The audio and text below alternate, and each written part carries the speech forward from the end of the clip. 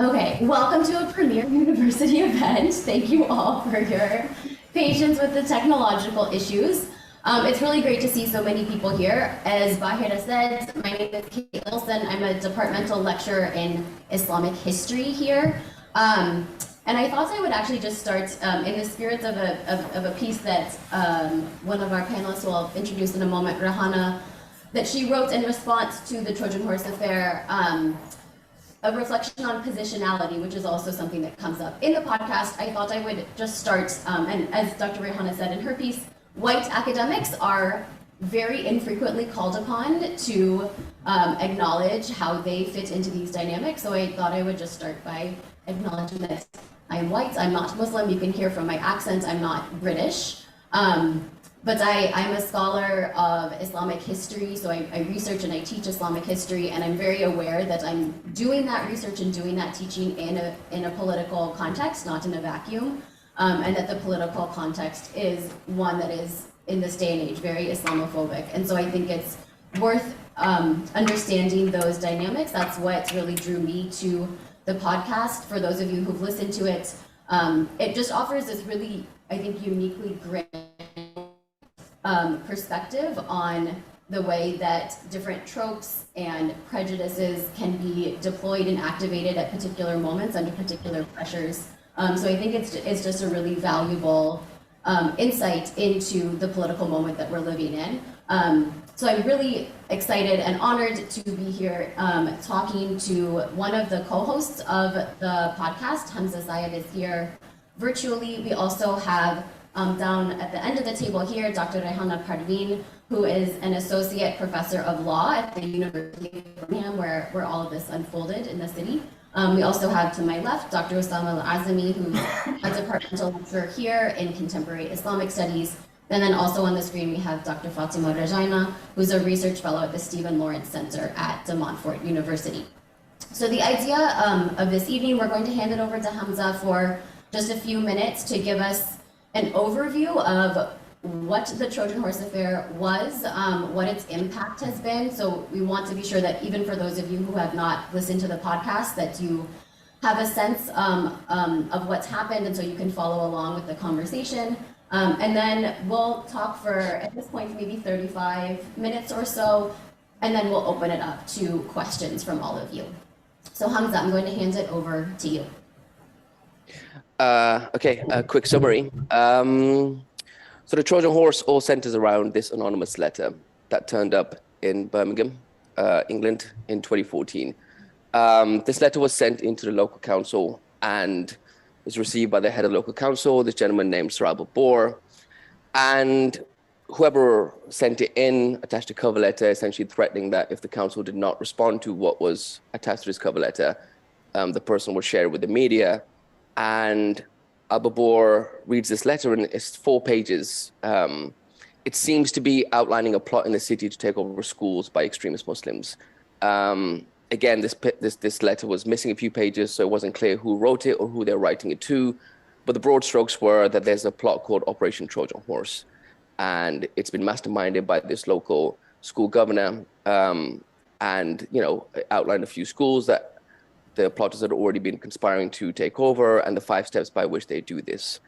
Now, this letter initially was received with skepticism, although the official account varies about whether it's received skeptically or not. So I'm not going to make a comment on that. But all you need to know is that for a couple of months, there wasn't much action off the back of it, other than a preliminary sniff around by the local police to see what was at play here.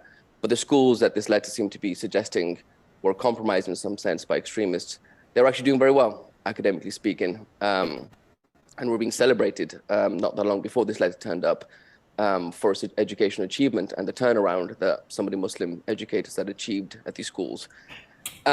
Regardless, this letter ends up with the national government and the Department for Education, which at the time was spearheaded by Michael Gove.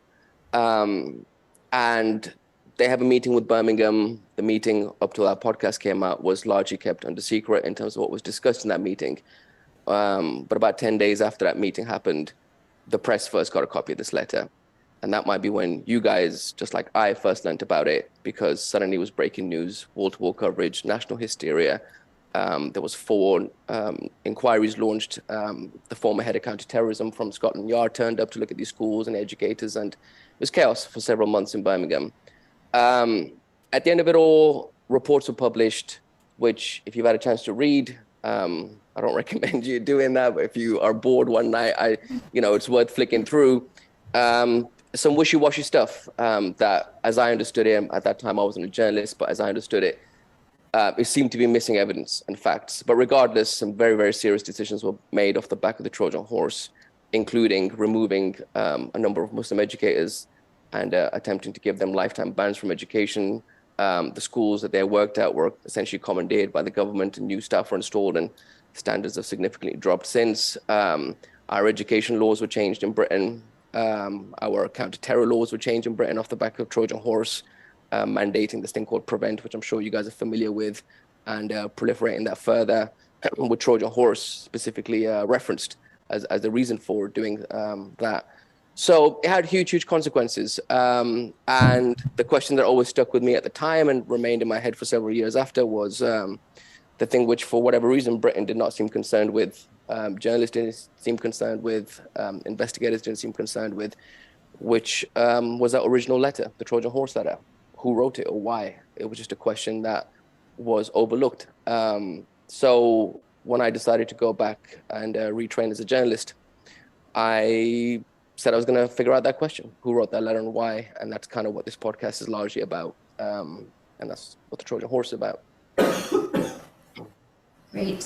Thank you so much for setting the stage. So I thought maybe we could start just by hearing from the different discussants what you all remember taking place in 2014. What was it like to watch the media coverage unfolding? What were the discussions happening in the communities that you were a part of?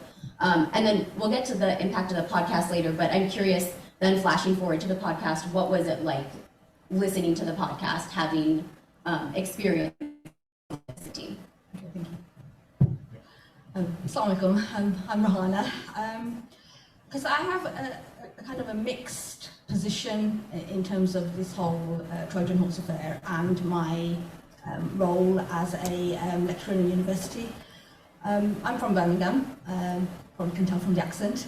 I'm also actually from Al-Azami, the area that is kind of the centre of where Parkview School is. I was also a former pupil at Parkview School. I was a student there in the 80s, and I'll come on to reflecting back on some of that. But I have a very, therefore, personal connection to it. I'm Muslim, I'm from Al-Azami, I'm from the school. In 2014, when the information first went public, I also had nephews and nieces, and had at least one niece who was still at the school at the time, so many members of my family have been through that the school system. So I was fully aware of, when I was there in the 80s, that the makeup of the school, it was largely white. It wasn't actually largely a small, significant minority of Muslims, but it was still very small. By the time, obviously, we get to 2014, the school makeup has changed considerably, and the makeup of Al-Azami has changed considerably. It is now much, much more Muslim, but Muslim primarily of people from Pakistani, Kashmiri backgrounds, and my recollection of at the time, and also looking back on it now in hindsight, is that it was actually extremely experience. It was extremely traumatizing. It wasn't, for the national media, it was a letter, and it's all the kind of discussions that were taking place at a political level and at a governmental level. But certainly, I speak for myself as somebody living in that area, it was a period of time in which there was not just a huge amount of focus on us, but really traumatizing kind of focus. I mean, I don't know if I'm articulating it in the way that it was, but it wasn't simply that we were being discussed. We were being discussed as people from a particular area who were enemies of society, and we were all trying to distance ourselves from it as well. And also we were asking questions, is this really happening? Is there a plot going on? Because it sounds so believable. It sounds like there's a plot going on. The school that my nephews and nieces are at, so I'd be questioning them as to, is this happening? What's going on? Up until then, we were really happy with the school because it was a school that had embraced our Muslim identity. It had allowed us to participate in British life as Muslims. That's how it felt to us up until the Trojan Horse Affair. And you know, we had my nephews and nieces coming out of school, and we got to speak to any reporters because there were daily camped-out reporters outside the school. I mean, my niece has a particular special needs, so she's not really completely understanding what's going on in any event, but we had to keep reminding her not to speak to anybody outside of the school. So my recollection of it at the time was that it was quite a frightening experience, and an experience that, as Muslims, we were trying to distance ourselves from and trying to demonstrate, okay, we're not one of them, whoever them are. I wasn't sure whether them existed, but if they did, I'm not one of them. That's my kind of experience of recollection of it. Great. Fatima, do we want to turn it over to you? Sure, thank you. First of all, thank you for organizing this event and for inviting me. And Assalamu alaikum to everyone in the audience and the panelists. I guess, so my recollection of what was happening was, so I was in my second year of my PhD at the time, and I was doing my field work in Tower Hamlets. So my PhD looked at British Bangladeshi Muslims in East London with a focus on the borough of Tower Hamlets. And 2014 was an interesting year for Tower Hamlets because it was the year that it was the 2010, you had Lutfur Rahman, who was the mayor right now. He was elected in 2010 as an independent candidate, and the elections were going to happen in May of 2014 in Tower Hamlets, where he was then standing as a candidate again, but this time for a political party he had established then called Tower Hamlets First.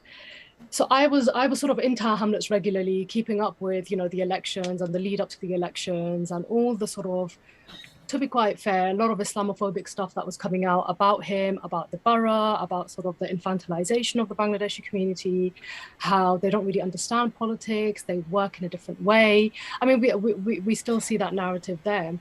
And while I was in Tower Hamlets doing my field work, I did my PhD at SOAS. So a lot of this, you know, Trojan Horse stuff, a lot of us who were doing our PhDs on British Muslims, we were paying attention to it very carefully, observing how it was being covered in the media. We were also, I was very struck how in 2014, while I was paying attention to the elections, in March of that year, the journalists, I've written their names down, Sean Griffiths and Richard Kerbadge in 2014 for The Times were claiming, while everything was kicking off in Birmingham with Trojan Horse, that the Trojan Horse 2.0 is happening in Tower Hamlets. So claiming that schools with majority Bangladeshi pupils were about to also experience a Trojan Horse, you know, affair, and thereby basically declaring that what's happening in Birmingham is entirely true, and this is how it's unfolding, and this is what's happening. And of course, this was all still happening in that moment, but the way that particular piece was trying to then frame Tower Hamlets and the predominantly Bengali Muslim community there is that, well, if it's happening in Birmingham and this is happening in Alam Rock, then, you know, we've got to pay attention to what's happening here in Tower Hamlets, because these schools are about to also deliver in a particular way. And if we don't pay attention now, then, you know, if we let the predominantly Pakistani Muslims get away with it in Alam Rock, then look at what's going to happen in the inner city of London. So, you know, I was just obviously trying to take in all the stuff with the elections, all the stuff with Trojan Horse. And then there was this other dimension to the election in Tower Hamlets with regards to a potential Trojan Horse 2.0. I mean, they weren't even saying potential. They were pretty much declaring it that there is going to be a Trojan Horse 2.0. So all of that was happening around me at the time, and I was following it in detail. And And for me, the connection to Alum Rock is that, I mean, I'm born and raised in Luton, and I went to schools that sound very similar to the schools in Alum Rock. You know, in Luton also, the schools that I went to are majority Pakistani Kashmiri schools. So there was a familiarity, and I know that, Hamza, you mentioned in the podcast, you know, Alum Rock Road is known for wedding shopping. You know, that's the first time I went there when I was doing wedding shopping with a girlfriend of mine. So I think, you know, when I saw, you know, went to Alum Rock, you know, it's so similar to the landscape that I know in Luton. When you look at Bury Park, you know, if anyone's familiar with Bury Park, you know, and those are the streets that I grew up in. So from a personal level, you know, a lot of it resonated because, I mean, I did go to those schools that were, you know, not doing particularly well. Eventually, you know, were doing very well. And a lot of us Muslims became involved in those schools as governors, as, you know, and in fact, between some other Muslims that I know in Luton, we always talk about how if this ever happened here, we know who the key people would be, who the Tahirs will be, who will be the Jahangirs, and so on and so forth. So yeah, so from a personal perspective, it was related to, you know, also recognizing so much of it and the sort of landscape of Alum Rock and how that reflected in sort of in my sort of life and growing up in Luton, but academically sort of observing it while I was doing my PhD was something else because of the way it was unfolding in Birmingham, but also the claim that this will be unfolding in Tower Hamlets. So I think it's important, I think, to remember how racialization was happening across these two particular landscapes and how those communities were spoken about. And I think that's what I try to address in my piece that I wrote for Discover Society, where I look at that documentary cited in the podcast, and how the language isn't different. You know, it just manifests in a slightly different way with a particular Islamophobic logic underpinning it. But the vast majority of that is no different to the documentary Underclass in Purdah, which I'm just shocked that even a name like that was allowed for a documentary. So yeah, so those are my sort of thoughts when it all kicked off in 2014. Thank you very much. I think, I mean, my two fellow panelists, and I'm going to try and keep this short because I really want to hear what how Hamza is going to react to some of my panelists, and they have stories which are, my fellow academic panelists have stories which I think really touch on a direct experience of a structural that is deeply embedded in the way in which our society is shaped, which we're very often not reflective about. So let me just do two things here. One is to tell everyone, can I just have a show of hands quickly? Who here hasn't heard the podcast at all? Okay, homework. Everyone just go. It's a brilliant podcast. You're about to be on vacation. This is week 8, so next week you're on break. Start on Saturday, please. I mean, like this was the most downloaded podcast on iTunes and in the UK. So, but it's an absolutely essential component of our cultural education, I think, in Britain. The second thing I'll say is we are members of a university where the chancellor is a retired colonial official, right? We are complicit and integral to the colonial project, and Islamophobia is part and parcel of that. So in that regard, I think this is where I kind of salute someone like Hamza, because I feel a sense of kindred association, if you permit me, because I also left medicine. I didn't finish my degree. I didn't even start my degree. I left medicine a month before the course was due to start. Amen. I wish I would have done that. and I mean, like, I just want to, salute you, because telling that story in that powerful way is the only way we're going to start to get those stories to get noticed. And a question I have, I guess, for Hamza is, like, people criticize conspiracy theories all the time, but what do you call it when everyone gets together and decides to ignore something which is so screaming in your face, but like this podcast, the reaction to it has been basically muted in the UK. There's been no sound about it. So I just wanted to hear your reflections on that as well. Which we'll get to. Which Caitlin is telling me dutifully that we'll get to. But Well, I figure we'll build up to talking about impact or lack of impact. But Hamza, did you want to jump in with anything at this point? No, I mean, thank you for all the kind words. I just get silent and embarrassed when that stuff happens. So I prefer to deal with the questions rather than the compliments and stuff. Great. Well, so for those of you who have listened to the podcast, and I would echo Usaama and encouraging all of you who have not had not done so yet to definitely put it on your vacation to-do list. For those of you who have heard it, one of the really distinctive and I think very compelling features of the podcast is a sort of meta dimension that it has. Whereas listeners, we're not only following the investigative process where Hamza and his co-host Brian Reed are trying to figure out who was behind writing this letter, how did it come about that no one was paying attention to this snowball in the way that it did. Not only are we following that, which is very suspenseful, very compelling on its own, but we're also getting these insights into how Brian, who is white and from the States, and how Hamza are relating to the investigative process in very different ways. And Hamza, I was wondering if you could maybe just talk a little more about that. And I was also curious, when did you and Brian and the producers decide that that would be a component of the podcast? I think each at a different stage. Me at the latest juncture, because I hadn't made a podcast before, so I kind of was like, I was unclear why Brian kept recording everything. I just thought it was just homework or just for verification or fact checking afterwards. It wasn't something which I was imagining was all going to be used in the podcast. But I know Brian had a sense at the very beginning, bearing in mind he was very new to the story. He was American, and that was helpful for me to find someone who was coming at it fresh. And I don't think he had a read necessarily at the beginning of how broad this investigation might be.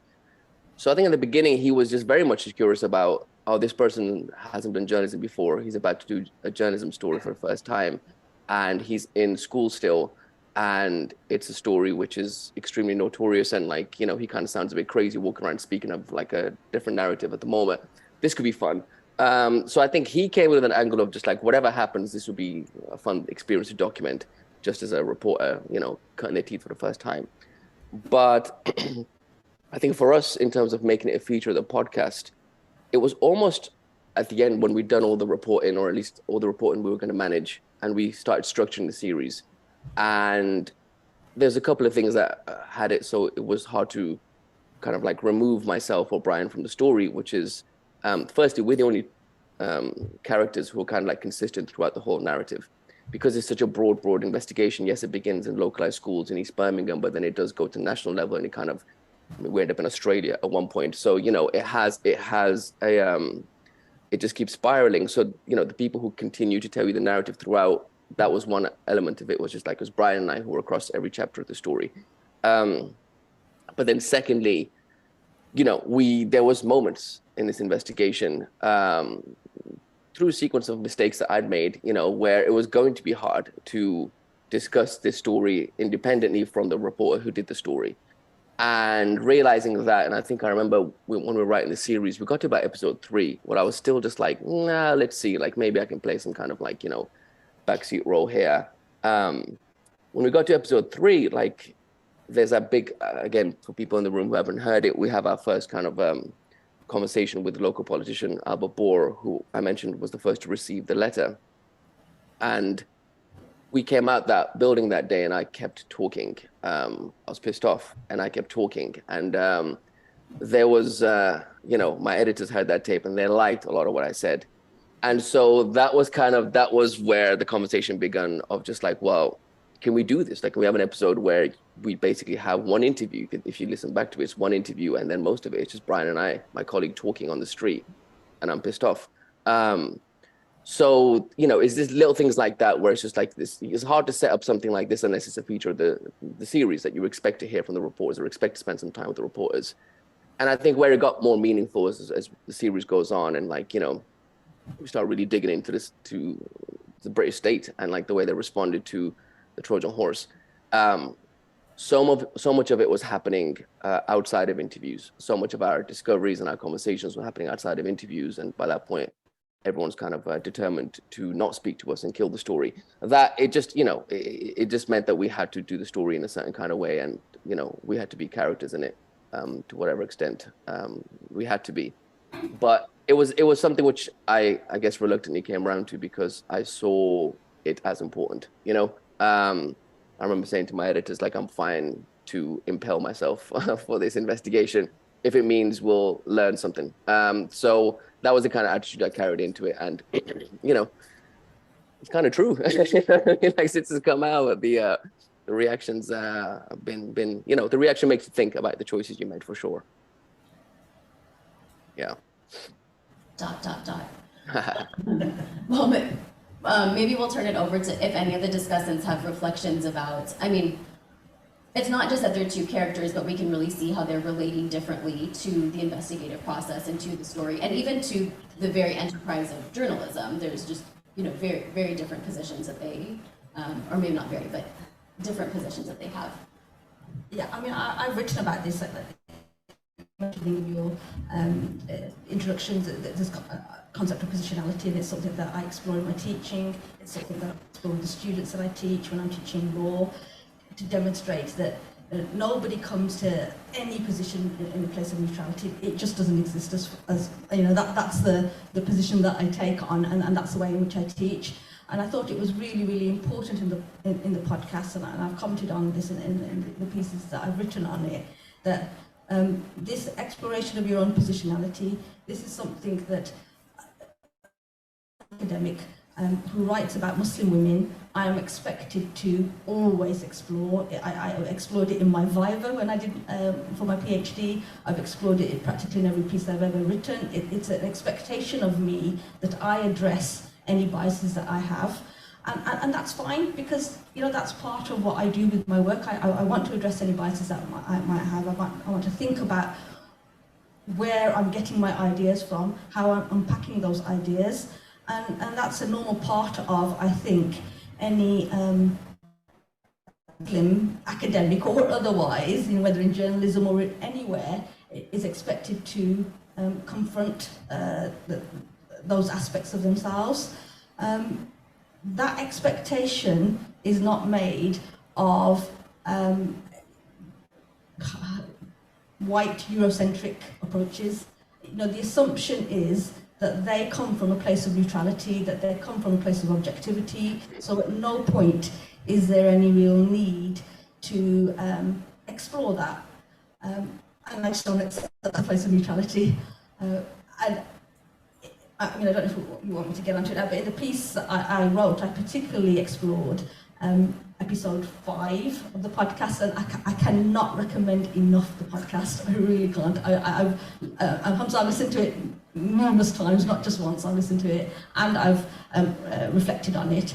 But episode 5 in particular refers to a teacher, Stephen Packer, who was actually my teacher when I was there in Really? the 80s, yeah. He taught school while I was there. He was my computer studies teacher. And you know, I am extremely saddened by him in particular, because his entire teaching life, I think that was his first school, or the overall majority of his teaching life was in a school that over the years was predominantly Muslim children, and yet he had such strongly embedded ideas about Muslim men, Muslim women, very influenced by his wife, I think, as well. But you know, they were so strongly embedded in him that despite his years of interactions and teachings and all the things that he had done, he could not let go of those ideas. And you have to listen to the episode in full, because it's like, I don't want to give away the plot. There's so many people who haven't listened to it. There's jaw-dropping things happening in that episode.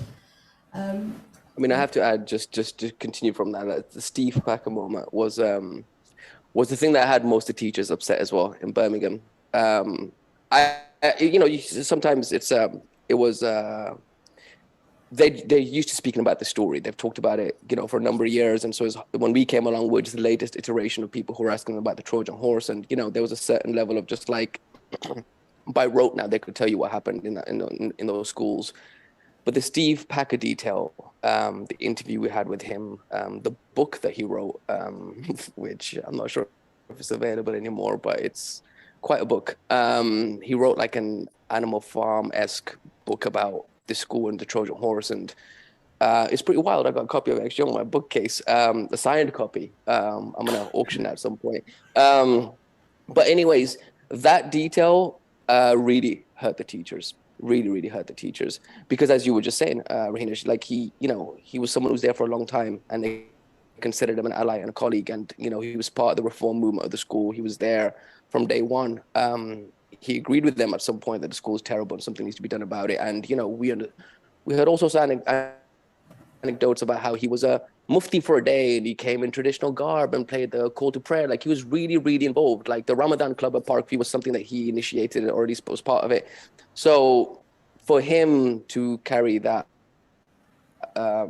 kind of like opinion about them, or he became one of the prime witnesses for the state. He went along to all the hearings and testified against his colleagues and friends, people who used to go hiking with on the weekends. Like, that remains for them one of the most troubling and upsetting things. And you could feel it. Like, when we were talking to them about Steve Packer, it was raw. It was raw in the way the other story by that point they just kind of calloused over by how everyone else had treated them. But Steve was still hurtful.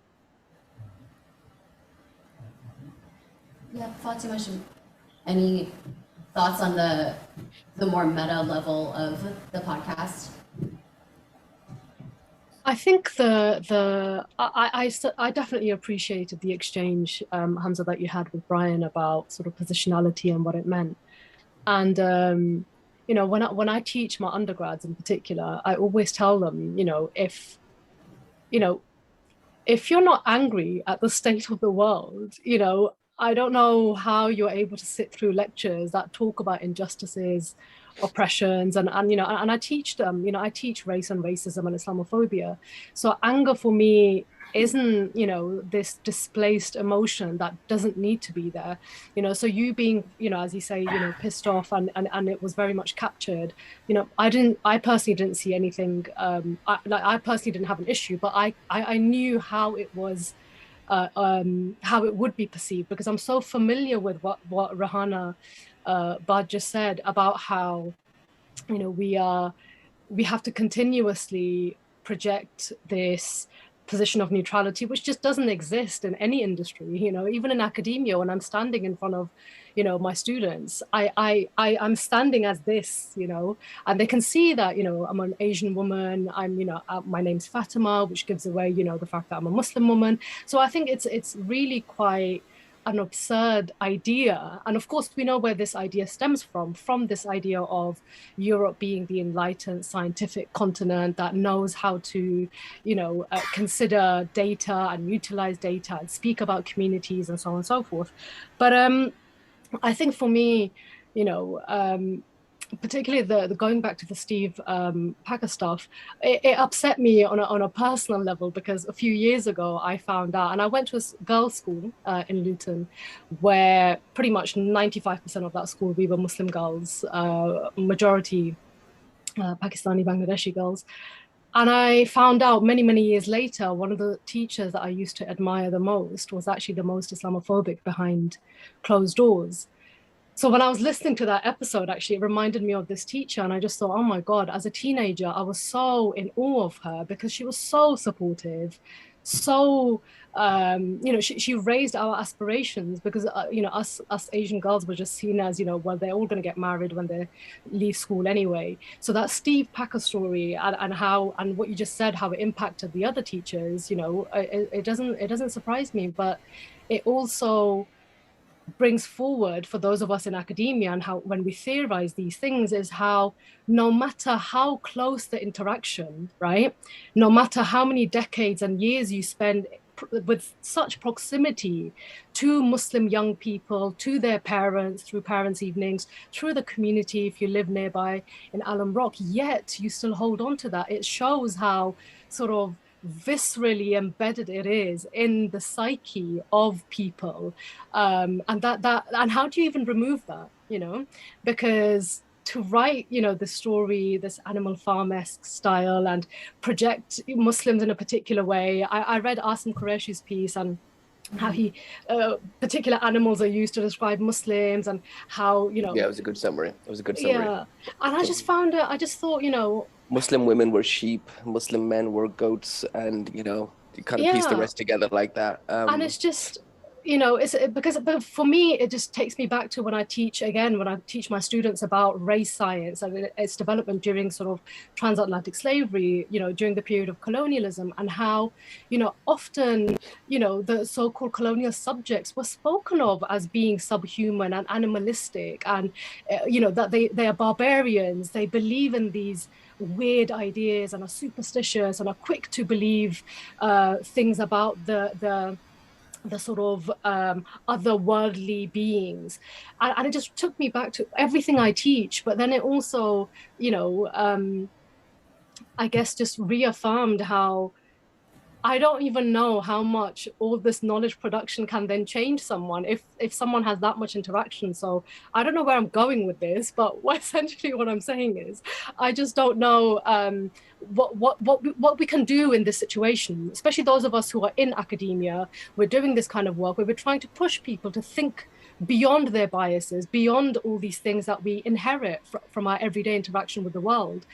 But if this is what the result is with someone like Steve Packer, then I don't know what we do with that. And it's totally upsetting, you know, and I just don't know what the steps could be to deal with something like that, because all of us will come across people like that in our lives, in workspaces, colleagues we have to tolerate who are like that.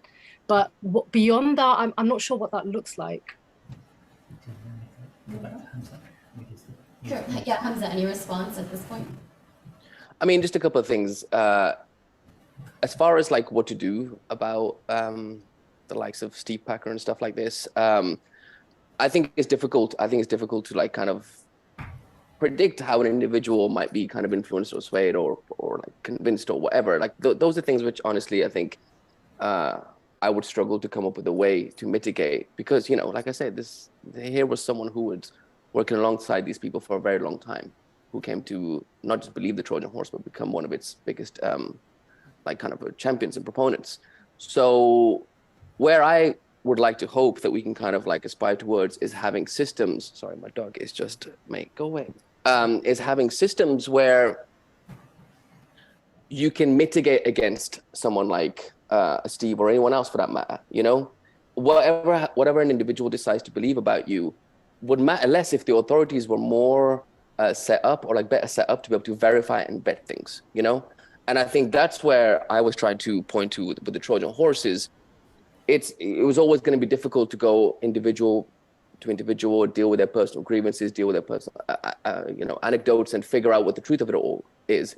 But that is kind of what your system's supposed to do. That is what the state is supposed to be set up for. And where I think like we can hold some hope for is if, you know, through our work and through our scrutiny, we can fix the systems a bit, make them a bit more fairer. Then we might have a chance of kind of like accounting for the likes of Steve and others. But at the moment, it just seems that like when someone points to a heavy beard and says terrorist, that you're likely to be believed. You're likely to be believed. And, you know, that is the thing which I was trying to point out with the Trojan horse is at the moment, Britain and other countries are set up to believe that first, and then move as if you're not convinced by it. But don't give me, you're going to slap me around for bias and impartiality. I mean, really, we're talking about the Trojan horse here. If you want an example of just reporting that did not care to hear all perspectives or all sides, just go back to 2014. Read pretty much any article, read pretty much any investigative report. Like, these are things which the deck is set up against us because, you know, a couple of you commented about the expectation of neutrality on us. I'm pretty clear now, and this is not something which I went into the project believing or went into the investigation believing. I thought I was going to do great damage by essentially making people aware that I'm a Muslim from Birmingham. I thought that was essentially going to mean that, okay, well, you're not going to be believed because you are a Muslim from Birmingham. This is a story about Muslims from Birmingham. So your best bet is to essentially keep front loading the facts and let Brian be some kind of like, you know, the white guy who comes from America, who has no skin in the game. And so if he also is convinced by this, then, you know, what he and I arrive at together, people likely kind of trust that rather than just me reporting this on my own. That's the mentality with which I begun this process.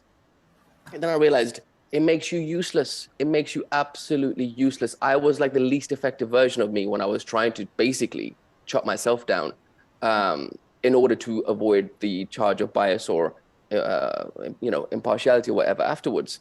The reality is that like people will see you as a brown Muslim, no matter if you're overt about it or not. You know what I mean? That is who you are. There's no way to step around that. So given that that is the place where I start from, why not just be open and upfront about it? And episode 1 right at the top, just say like, hey, I'm a brown guy from Birmingham. So there's the skepticism with which you can now listen to the rest of the story, but deal with every detail now and every fact and evidence that we dig up, deal with that with a skeptical mindset. That's I don't care. I won't be offended by that. Be as wary of me as you want, but then deal with what I'm saying. And then if you prove that like what I'm saying is not to your satisfaction, fine, let's have a conversation at that point. But it was, for me, I became way more effective, I'll be honest with you, when I was just trying to stop hiding the fact that I was a Muslim. I was like, great, let's lean into this. Let's see where this goes. So what you hear is a version of where I gave up. I can't remember what point specifically, but I gave up to trying to get ahead of the charges. So, I also just to be clear about it, neutrality is just, it's a ridiculous mental state. It's an absolute ridiculous mental state. For me, it is a mental state of someone who genuinely believes that things are either going well or there's no reason to change anything. Neutrality is not a point of view. Neutrality is, in fact, it is a political choice. It is a political choice because you are choosing not to understand the situation. You are choosing not to go further and learn about something. You are choosing to hear however many perspectives you decide to collect that day and broadcast that as if that's going to somehow triangulate to a version of the truth. No. You are being lazy, and you're being lazy because you're not motivated to learn the truth. And that's fine. That's your choice. I'm not going to knock you for that. But that's not an expectation that should be set on all of us. And if someone's got, I guess, the motivation to go further, they should be allowed to. They should be allowed to say that, no, I plan to go further because I don't believe this official account. And here's why I don't believe it. Here's all the facts and evidence why I don't believe this. So it's not like I'm coming at it from you think, for example, I start this story. I'm going on a rant now, by the way. So just jump in whenever you want to jump in. This happens to me. You forget that I didn't come to Trojan Horse in 2014. You forget that the letter did not surface, and a week later, I'm going around with Brian Reed saying, oh my God, I don't believe a word of this thing. No, I tracked this thing for years. By the time I started the reporting, the hearings of the teachers who, the government, for those who haven't heard the podcast, the government was trying to bring lifetime bans against a number of the teachers who worked at these schools. And those trials collapsed a few months before I begun reporting on this. They collapsed because the government lawyers withheld evidence from the process to the point where the panel who were assembled to hear this, and this was going on for about a year and a half, 2 years, they were having this hearing of these teachers. And then it was discovered right before the ruling that the government lawyers had basically not shared some very pertinent and relevant evidence with the court. And so they disbanded the process.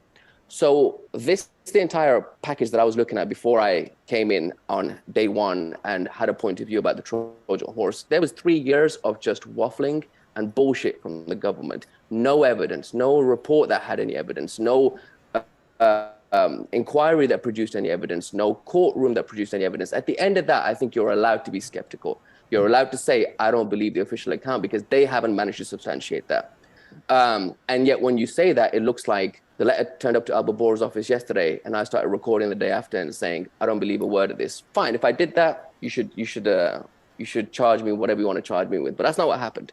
But that's always going to be how it's presented because we're brown. And so, for as long as that matters, our work is always going to be kind of looked at in that way. Yeah, great. Should I comment a bit on positionality? I mean, I want to sort of shift gears slightly by saying that this is something which I, as an academic, deal with. I mean, I teach in Islamic Studies, and I, in the Faculty of Asian and Middle Eastern Studies. Before this year, this faculty was called Oriental Studies for God knows how long. And if people are familiar with Edward Said's work, Orientalism, and in essence, what you're kind of being, what I'm still sometimes, I will have colleagues who very tenaciously hold to this viewpoint. It's like, well, if you want to do this properly, you have to suppress your Muslim identity, right? And you learn, and this is very common for a lot of brown people, you learn to kind of mask that identity. It's very difficult if you're wearing a headscarf or Like a beard can look like someone who's a hippie or something, I don't know. But maybe if someone's wearing a beard all the time, you know, people have never seen me shaved, I'm a bit more suspicious. And the brown skin doesn't help, right? But I mean, the reality is, positionality is it's a useful sort of like way of dealing with this in the academic space that was introduced by groups that were disempowered on some level, whether it's women or sort of ethnic minorities, you know, racially marginalized peoples. And I think it's extremely important for us to recognize, actually, what is neutrality? Neutrality is basically whiteness in a colonial guise. So whiteness as a concept, of course. We're not talking about phenotype, we're not talking about skin color, we're talking about an ideology, which is now quite well studied, and you know, there's a lot of scholarship on it, but that ideology, which is interlinked with the Enlightenment, and in so many respects, all the social sciences and the humanities that we are so deeply implicated in them, they're extremely difficult to extricate from whiteness, from these notions about civilization that are deeply intertwined with notions that people who don't share this color of skin or do not come from a genealogy where your forefathers were people like Hegel, Kant, and a further invented genealogy that goes back to Plato or Socrates, you're not really part of the civilized world. And this is something which we need to systematically undermine, while at the same time somehow teaching it at university, right? I mean, like, so, and unconscious bias training, I mean, I've attended some of these things, but one of the things that, you know, you've all illustrated so well, and with particular reference to Steve Packer, is that, you know, it's not good enough, and they say this in sort of serious studies of unconscious bias, it's not good enough to just spend time with people. You have to actually come to terms with the fact that that belief that you hold about that person who you spend years and years with, and the example they give is, well, like men and women have been together for millennia, but men have always looked down upon women on some level.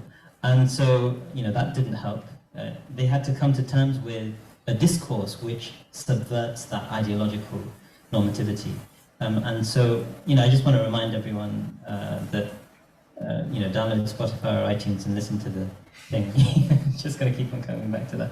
All right, that's me. Rehana or Fatima, did you want to? Can I just add one Sure. last thing? I mean, this is a bit sort of perhaps not very kosher for me to say in this sort of a setting.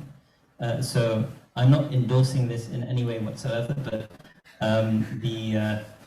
the Russian website LibGen has Steve Packer's book on it. So just for your LibGen still up? LibGen is still up. I mean, the They Russians took don't. some of the sites down recently. In the fiction section. I'm not saying anyone should get it. Just FYI. I mean, I remember going into their cottage. It was available on Amazon that morning. I remember leaving the cottage. I don't think it's available for much longer. So, you know, you have to work harder. But I've got a signed copy if anyone wants it. I'm done with it. So reach out to me, DM me. But that's such a of episode 5, though. I thought it was like so these two white teachers who were providing alleged evidence against their colleagues. I mean, one of the remarkable things is that it was just so clear that no journalist had ever pushed them to consider, if we want to keep talking about positionality, no one had ever pushed them to think about that. No one had ever gone to talk to their Muslim colleagues who they were allegedly speaking for.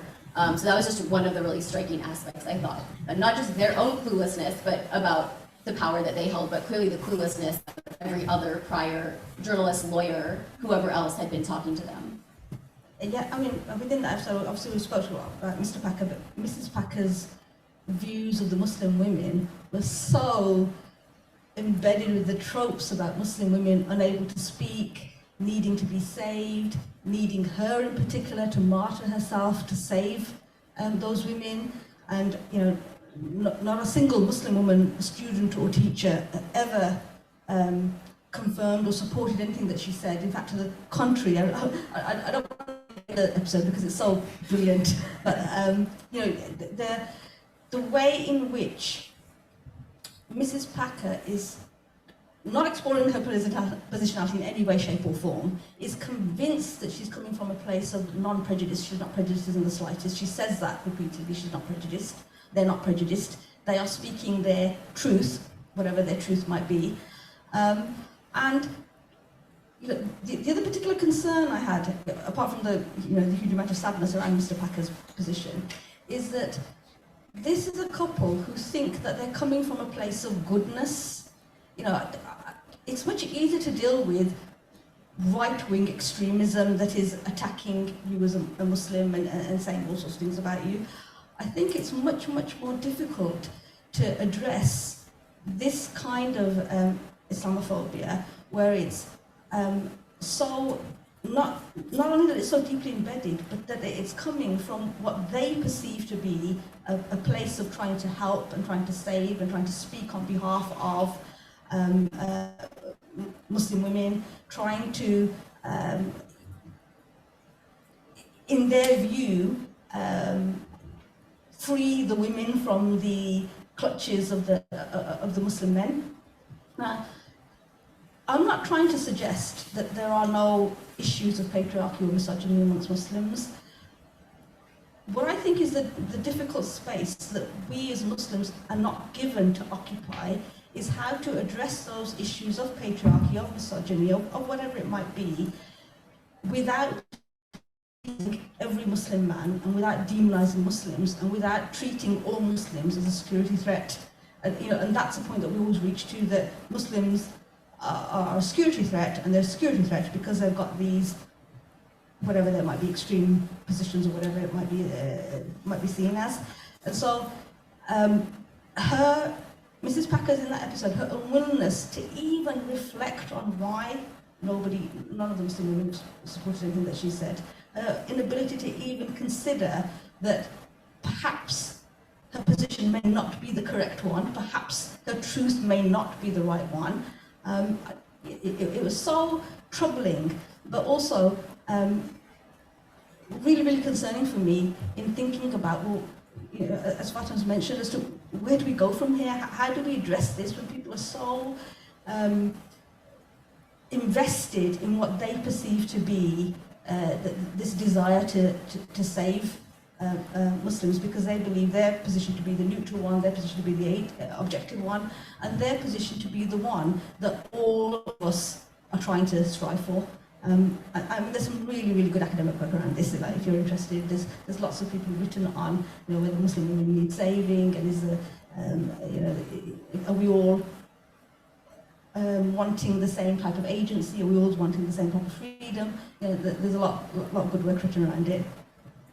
Fatima, any further thoughts from you? No, I don't have any. I feel like everything's been covered, so I'm good. I'm just gonna say one thing, which is that like Sue had staffers at the school who I imagine would support what she was saying. There's certainly other people besides Sue who came along and testified at the hearings for the teachers and stuff.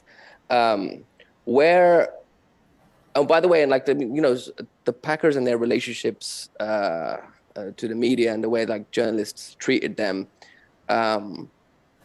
did not stop once the podcast came out. You know what I mean? Like, and the same thing which you were saying about, not necessarily our biggest worry being like the right wing and like how extreme racists or whatever speak about us, but actually this other more almost lefty central kind of like impression of us. Like, one of the most damaging pieces to come out about our podcast since it came out was the Observer piece written by Sonia Soda. That did more damage to any accountability that may or may not come for the Trojan Horse than anything written in the Daily Mail or anywhere else. You know what I mean? Like, that stuff is expected. Do you want to explain the piece a little bit, Hamza? I wish I could. It's been a while since I've read it. I don't try to read that piece every single day, but just a quick summary. And I don't know to what extent I've talked about this publicly in that, but when the podcast came out, just to situate you guys, like, I'm not the biggest social media person. I had a Twitter account since I think 2012, but I never really tweeted and stuff. So for a few days, I was just dizzy what was happening. Like, my phone was just going wild in a way that I had never experienced. And every time I'd go on Twitter, like, it was just a flood. It was just a flood of notifications and DMs. And I must say it was as like thrilling and dizzying and also just bizarre. Like, I didn't know what was going on, kind of thing. Amongst all of that, the turning point, I would kind of call it in terms of the post-podcast experience, was the Observer. So a reporter from the Observer, Sonia Soda, you might see her on Sky News now and again. She does the paper review there. That's how I remembered her.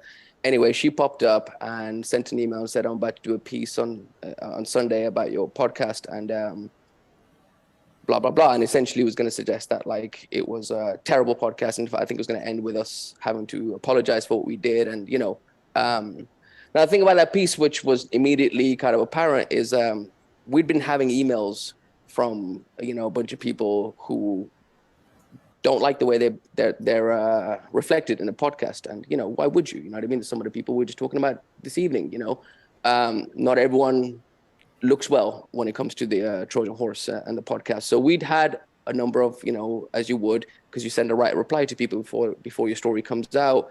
They have an opportunity to challenge what you say. We have an opportunity then to kind of go through our process. Here's the facts, here's the evidence, here's the lawyers, here's the standards division. So we went through all this process for weeks with a few people featured in the story.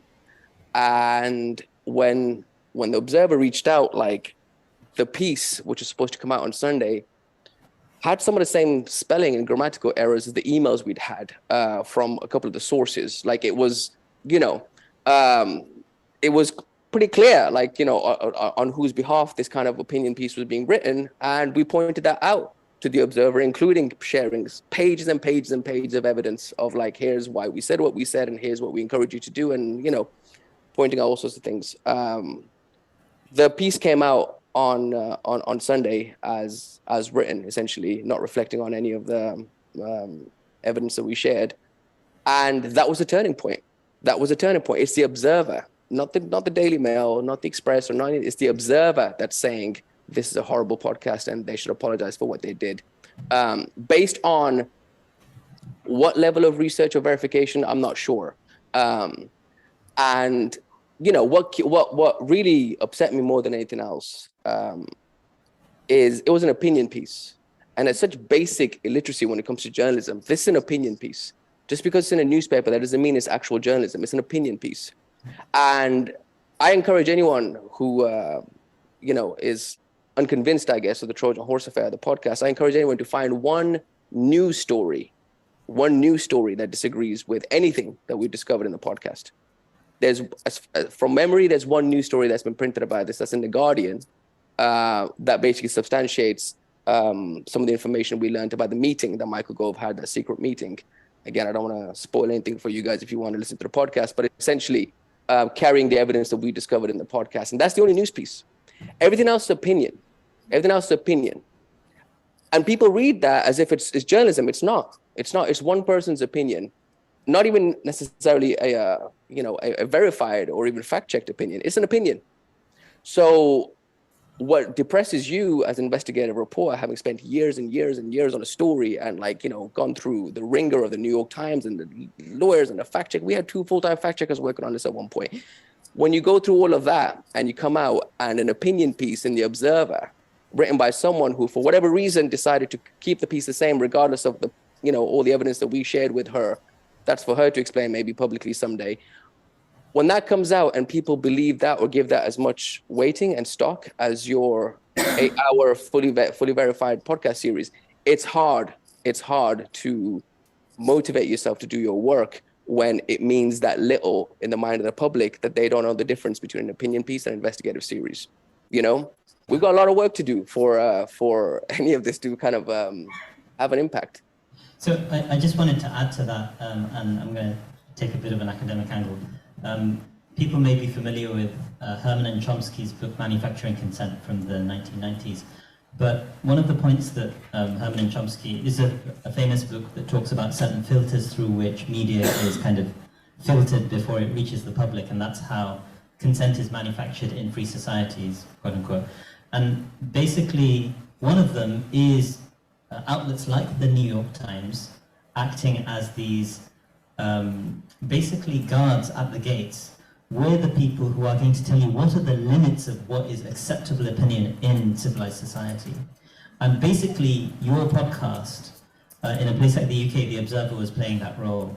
Because this is a bit of a UK-centric story, all the papers closed ranks, all of the media institutions basically circled the wagons and said, we're not going to give this any time. And you had a few of these pot shots going out.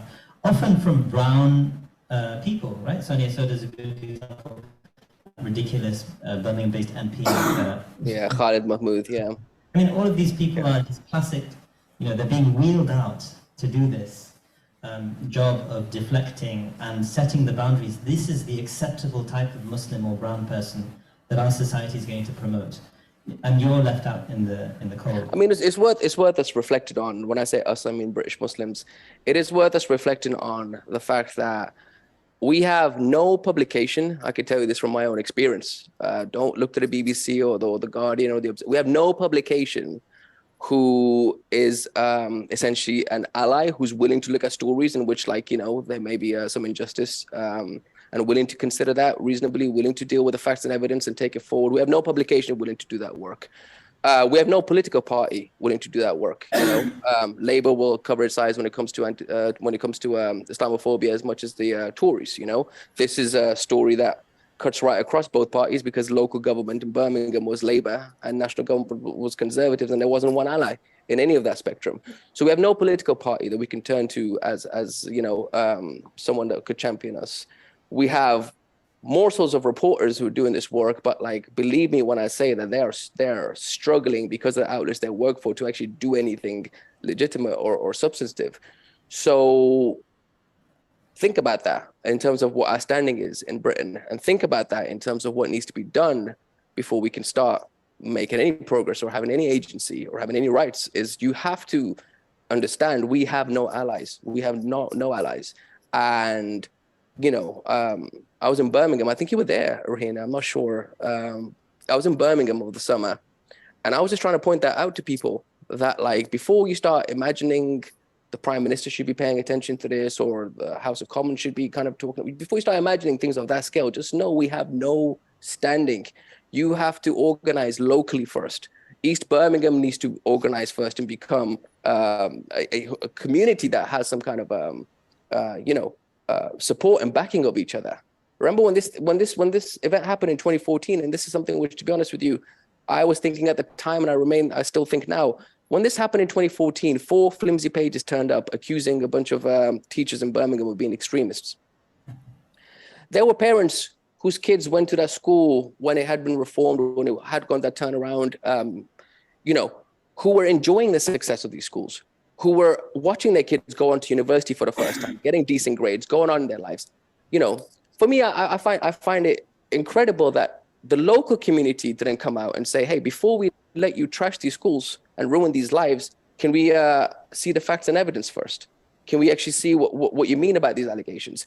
People went and went to their house and barricaded themselves, and when they went into hiding. And they were still in hiding when I came around in 2018, 2019. They were still in hiding. For me, if you can't even get your own community to step up in these moments, far from 10 Downing Street to care about what's happening in East Birmingham. People understand it. People need to understand in Britain we have a lot of work to do, but that starts as grassroots and localized as that. Before we can worry about the likes of the humanists and everything, there has to be an element of organization from within first. I was going to ask whatever you want to say, but what has the reception of the podcast been around Birmingham, as far as you can tell? Well, certainly from what I can tell, it's actually I'll respond to that with the Sonia piece. One of the things that really angered me about her piece was that she spoke for Birmingham in part of it when she said, "Oh, it's been a very traumatic thing in Birmingham, and they shouldn't be revisiting it there." And I just, how dare you again speak for us?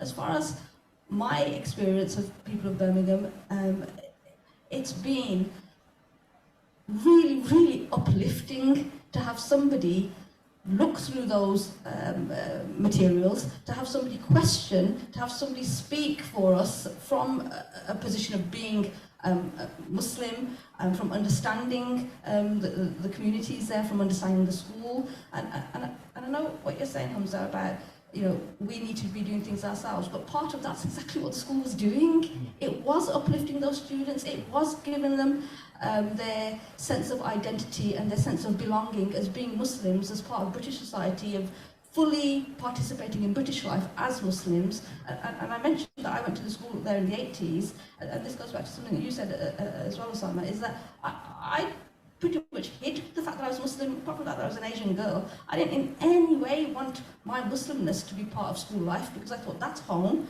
and school is where I do well at school, and I don't mix the two. And there's, you know, and all the research that's coming out now is telling us that you know, your environment is so important to your attainment. It's not simply you get to school and, you know, why have we got attainment gaps? You know, why do we still continue to have all of these problems? Because of the environment that we're studying in. And I feel like I'm going off on a rant now. But you know, this is really important to me.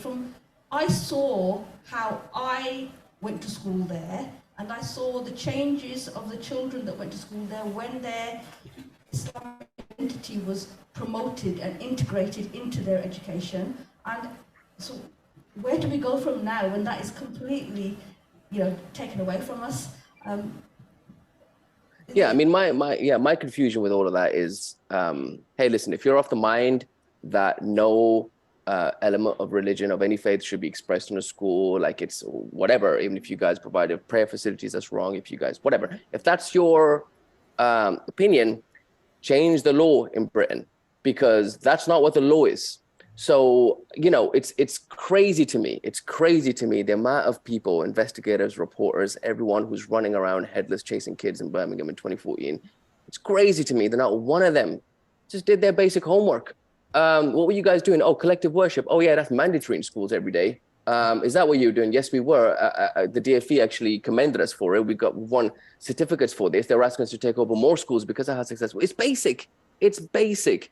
Like, you know, it's hard to imagine anything other than just the level of prejudice, I guess, that is in these institutions towards us, to explain that, you know, because it's not that hard. Like the Trojan Horse letter, for its, you know, in itself, it stands as this kind of like this very obscure and confusing document that's so hard to decipher, so hard to read, so hard to understand. It really isn't. It really isn't. Just read the letters online. Read the letters online. It's 4 pages. And as soon as you read the letter, you'll have a very clear idea, at least, where it originated from. There's one school that's talked about extensively in that letter, extensively, in so much detail that, again, if you're the former head of counterterrorism in Britain, you know, if I saw some quotes on him, like where he recently, Richard Kabaj, the report you were talking about, he came out with a book a couple of months ago, and I saw Peter Clark was quoted in that, and he made a Guardian article. He was mentioned in a Guardian article about like how the US flew him over to, you know, look at some of the Guantanamo evidence, and how he had advised them to be like, no, you can't prosecute this. Like, this is a man who is dealing with evidence and of that scale. This is a man who is dealing with, you know, geopolitical Guantanamo, serious questions about people being terrorists or not. Are you telling me that he looked at this letter and couldn't see it for what it was? I refuse to believe that. Again, if it's true, then we should all be extremely worried about the people who are allegedly keeping us safe every single day. You know, this guy was the former head of counterterrorism Scotland Yard. You telling me he can't look at this letter and make sense of it? You telling me he still goes down after he's been investigating for 2 months? He goes down to the House of Commons, sits with MPs who ask him, so was there a plot? And he's just mumbling and he's not sure about it. He says he's not sure. It may have been, it may not have been. I'm not sure. There might have been candlelights. There might not have been candlelights. Like it's for me, you know, when someone debases themselves to that level, you have to wonder what's at play here. And I think that's the most frustrating thing about the Trojan Horse is it wasn't smart. I wish it was smart. I wish it was a smart conspiracy. I wish it was loads of smart people colluding with each other and like deciding to actively conspire and beat us down. It wasn't. It was a bunch of idiots. That's what it was. It was just incompetent fools at various levels of power who were either too scared or quite honestly didn't care enough about you guys to do something about it. That's the sad reality of it. Step after step, it was just a fool who didn't care. And, you know, what do you make of that other than just realizing, okay, so, you know, that's where we are. That's where we are, is that's how little regard you have for us. And then they ask you as a reporter to not say much about that. They ask you to kind of be decent and be civil and sit with these people and show them a good time and not question them too hard because they might, you know, write a observer piece about how you tortured them for 7 hours because you asked them some questions. I'm sorry I asked a follow-up. I thought that was my job. Well, I do want to guide us in a moment here toward question and answer, but I'm wondering, Fatima or Salma as well, just thinking through. I just had a few comments, Caitlin, if I could just. That would be great. Yeah, like Sure. Response or lack of response, where do we go? Sure. I think the thing with going back to Sonia's article in The Observer, just something to point out to those in the audience. So Michael Gove, who was the education minister at the time of the sort of Trojan Horse Affair unfolding, wrote a book back in 2006 called Celsius 77, where he had a lot of grievances, it seems, against Muslims and who they are and their positioning in Muslim society and so on, in British society and so on and so forth. So I think it's significant to then consider, particularly in the podcast when it addresses this particular meeting and how it then all unfolds, and then how the media picks it up and so on and so forth. It's good to remember who these people are and who they were prior to this incident and who they've become following the Trojan Horse Affair. Because when Sonia shared her article, now Twitter might seem like it's a world you shouldn't take seriously, but when it comes to politicians, public figures, it is good to pay attention to who is engaging with who. Because when she shared that article, it was liked by Amelia Gentleman, who is Boris Johnson's sister-in-law, who broke the Windrush story, and great that she did, but she liked this particular tweet when Sonia shared her piece, and then Michael Gove also liked that tweet. So if you look at, for example, and Amelia Gentleman is a very senior journalist in the UK, are very well respected, and she's become even more so respected because of her work that she's been doing on the Windrush scandal. But in this instance, she just, taking this position of basically utilizing an opinion piece as a way to disregard sort of 8 episodes of sort of working with actual data and government data and local government publications and other stuff that you discover through FOIs. And in fact, the fact that you couldn't discuss a lot of those, in one of your episodes, you had to, both of you had to go off to Belgium because of gagging orders in Britain. So I think it's important to remember the sort of who is facilitating the silencing of all of this, and who is able to actually speak up but isn't willing to speak up or speak out in this instance. So I think these relations and who is who and who's related to who, I think is important in these in the British sort of understanding the British political establishment in particular. And I think this point about the Guardian and the Observer and this piece undermining the podcast is an important one, because it boils down to also how liberal Islamophobia and the face of how liberal Islamophobia plays out in our lives. Because, coming from a town like Luton, where, a lot of things have been discussed about this town and a lot of, the far right stuff that has come out, I feel like we're well equipped almost to deal with a far right group or individual. But with this sort of particular liberal Islamophobia becomes almost, it's so unhinged because it's so insidious in its sort of manifestation. It happens there right in front of your face. And then but it's done in almost this weirdly sophisticated way where you think, hold on a second, and how do you then, address that? And a lot of people did actually address it and address Sonia, saying, actually, this is unacceptable. And a lot of, I know academics, some of us in this, I certainly challenged her, and I just, I happen to be one of those few academics she didn't block, I thought, which was interesting. But she just also didn't engage with any of us. So I guess my point here. Yeah, sorry. I mean, one thing I'll say about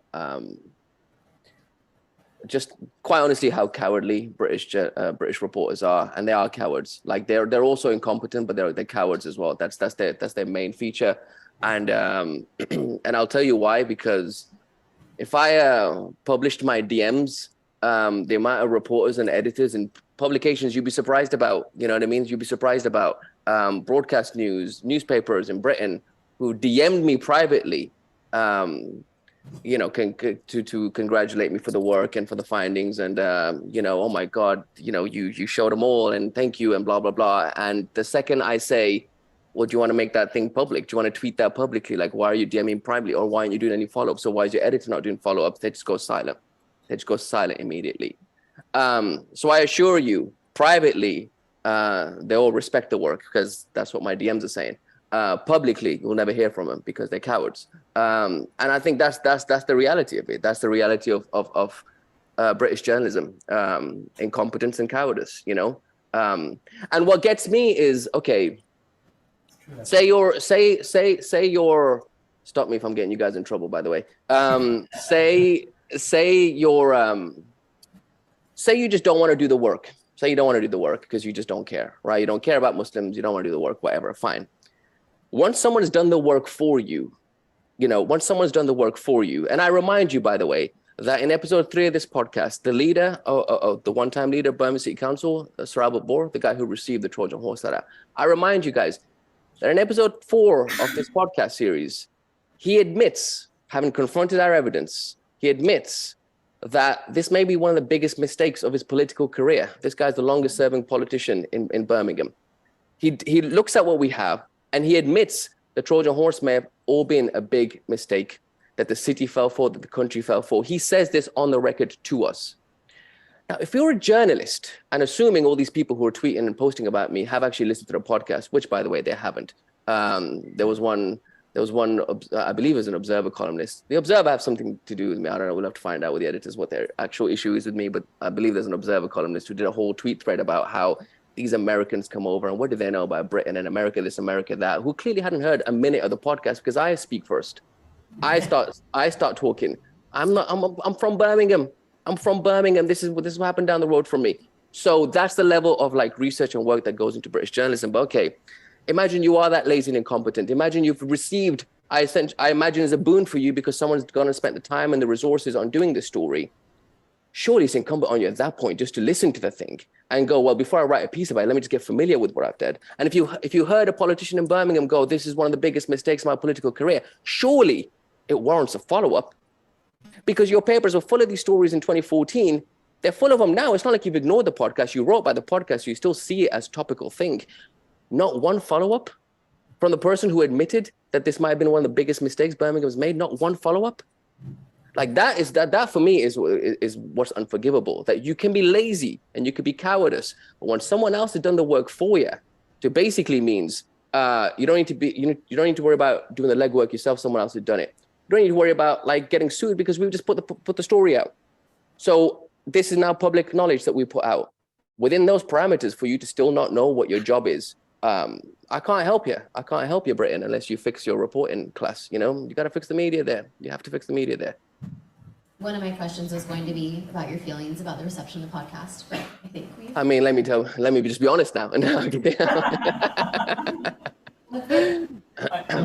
or two further thoughts, and then we'll open just up. one brief thought, which is, I mean, I hope you don't get me in trouble with any journalists. I've been targeted in the recent past. In any case, I was just going to say, because I'm going to be sort of hopefully launching a brief report in the Houses of Parliament in a couple of weeks. So, hopefully no negative attention. What I was going to say is that what you've described, I think that might maybe a little clearer. For some reason I'm getting some reverb. What you've described is, it resembles very much, the propaganda model that Herman and Chomsky talk about in Manufacturing Consent going back 30 years now. And I really recommend people to sort of go and look at that, because in some respects that sheepishness on the part of, who rather forthrightly described as cowards in the journalistic community, is a function of how the propaganda model operates, because they are worried about flack, they are worried about being shut out of the system, etc., etc. And I think if we are to confront this, we have to be very systemic in our engagement. We have to think about, okay, how do you create these institutions from the ground up? At the end of the day, most of the print media in this country is right-wing and it's owned by billionaires. So where do you find, in a sense, those sort of patrons who are going to fund a propaganda project that is going to be supportive of your ideology? That might be a very sort of, we've been talking about positionality in the absence or non-existence of neutrality. That might be a realistic kind of response to that, but just a thought. I'm not going to keep on going. I'm really interested in audience questions as well, so I'll let Caitlin take that direction. Caitlin, can I just make one more point, or do you want to do Q&A? Yeah, no, go ahead. No, I was just going to say, because I mean, I was thinking about the earlier point about how locally you need to be organized. And I remember just after the podcast came out, when there was a Twitter space where we discussed a lot of these things, you know, and I had suggested it at that time, and I will sort of suggest it again. I think one of the things that perhaps, you know, I think Muslims just need to be a lot more conscious of is the fact that, you know, power can always be built alternatively away from sort of political parties. So in this case, you know, the two biggest, you know, parties, the Conservatives and the Labour Party. So I think, you know, the within our local communities, and obviously I'm going to use my case study of Tower Hamlets in particular, which with the census data that just came out 2 days ago shows that almost 40% of the borough is Muslim. And I find that, you know, and the borough, a lot of the particularly Somali and Bangladeshi communities, who are the two biggest Muslim communities, are very well organized in Tower Hamlets. And, you know, and particularly the Bangladeshi community, which has been established there much longer. And I always encourage Muslim communities, when they exist in areas, wherever, you know, whichever city or town in the UK, to learn to organize, you know, when I say organize, I mean, even in your workspaces, become members of your union and learn through unionizing what that means to mobilize a community. What does it mean to have a political education, political literacy as well? You know, and if you have that political literacy and education, then also make sure this pedagogy is passed on to others. So I think the organizing element is sometimes missing in many parts, in many sort of aspects of Muslim communities, not just in east of Birmingham. I think this is the case generally in lots of other spaces. And I always sort of try to inform and speak, when I speak with Muslims, that look, you can always build power alternatively. And I think this very much came across, particularly during the by-election in Batley and Spen, when Muslim community came out and was like, you know what, you've been taking our vote for granted, and this is what we're going to do to you now. You know, because they were also not taking the incident around, you know, the Kashmiri community and their sort of affiliation with Kashmir. And I think, you know, if we look at the election of Tower Hamlets in May as well, where Lutfur Rahman made a comeback after 5 years of being banned following his court case, he made a comeback, and you know, you could say majority of the Muslims, sorry. Fraudulently banned. Yeah, he was banned for 5 years, was his ban, and he was also stripped of his practicing law. I guess would be like a license, and it's really interesting because again, the Muslims in Tower Hamlets, again the majority being about 37% are Bangladeshi, they just turned up, showed the middle finger to the establishment, and said, you know what, you've not been taking us seriously. You know, we've been demanding particular things from you, and you've not given it to us. So they've gone, you know, to an alternative political, you know, formation there. So I think, you know, for Muslims, you know, the belief that things will come from top to bottom approach is something I think we need to really dismantle and consider what can be done from bottom to the top.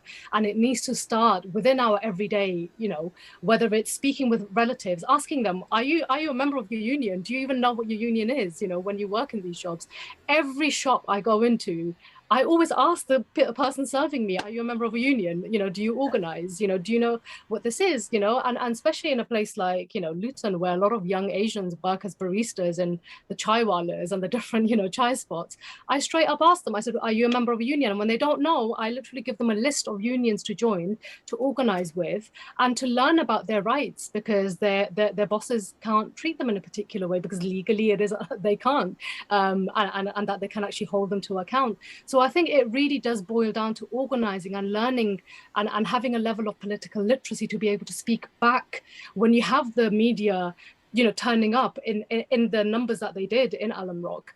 And I think when you have that, you know, people can, you know, when there is a political literacy in the community, people will be able to push back and say, actually, this is unacceptable. And I think, again, a case study I will use of Tower Hamlets, when Shamima Begum, for example, left, the media literally hounded Tower Hamlets, particularly Bethnal Green, where she went to school. And again, because there were lots of people with really good levels of political literacy, they were sort of, those particular Bangladeshi figures were put forward and told, okay, you guys understand this, you go and do a lot of the talking, you go and speak to the media. So I think really we need to build up these, if you want to say, meta institutions within our communities, and really pushing back and learning how to organize collectively. Amen. Amen. All right, any questions from the audience? I would just say before you ask questions, I want everyone to stand up. Everyone stand up. No, it's similar. Everyone stand up. This is good. All of us. We're all standing up this time. Okay. Wait, do we have to do this? Raise your arms in the air. I'm gonna do it. Raise your arms in the air. Twist left. Twist right. Then over forwards. Then over backwards. Okay. I was going to make everyone do star jumps, but I'm not going to do that. Now everyone sit down. Is this some health and safety thing that you guys have to do every half an hour? What's going on? Wake everyone up because the lighting is very romantic in this room. Got ya. Looked like we had a question at the back. Yeah, chat over that. Thank you.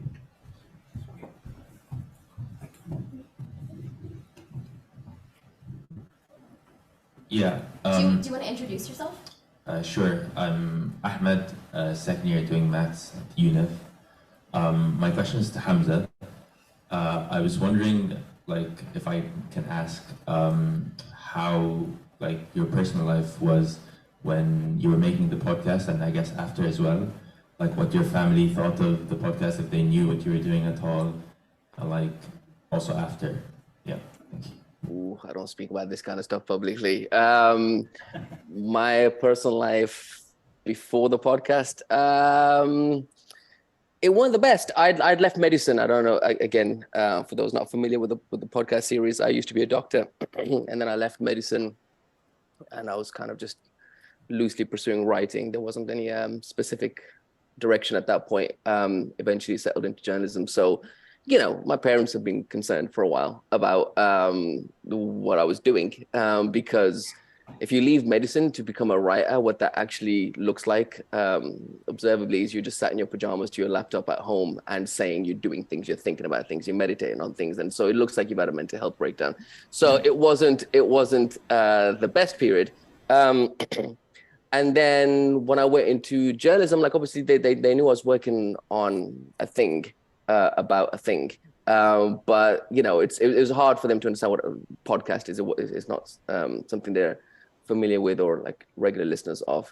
So it really was up until the podcast came out this year that they have, for the first time, I think ever, like had some indication of what I like to write about and how I like to write and what it sounds like when it's all completed. So I think they were.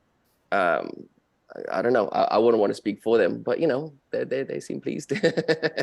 they seem pretty thrilled. I think my parents discovered the podcast. I mean, I shared the link in the family group. But I think like their relatives and friends in Pakistan had already heard it and was like tweeting them or texting them about it. So you know, they were pretty proud.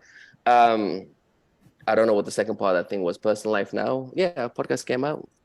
Parents are in a good place. I'm chilling, you know. It's largely been decent. More questions?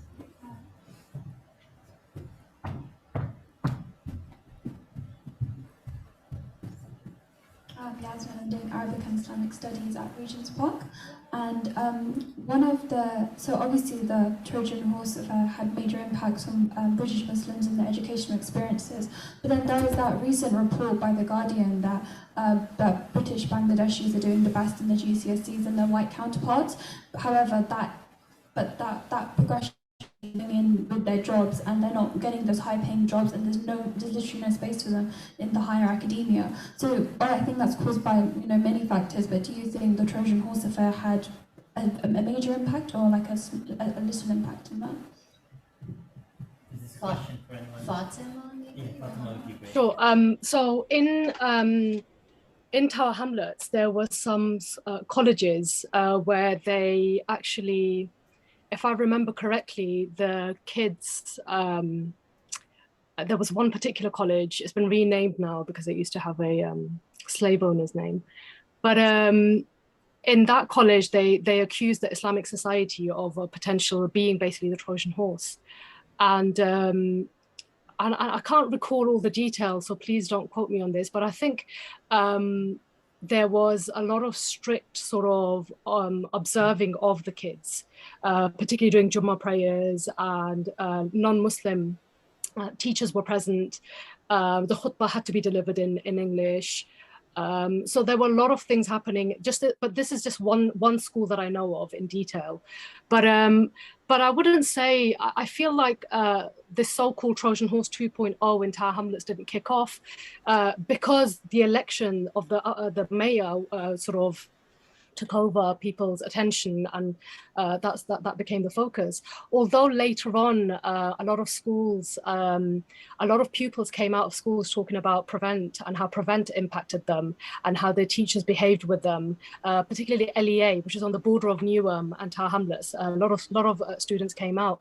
But the piece you reference, which came out in The Economist, you know what I dislike about The Economist? They don't always put down who the author is. And in that piece, they don't put down who the author is, because I would like to have a little chat with that author.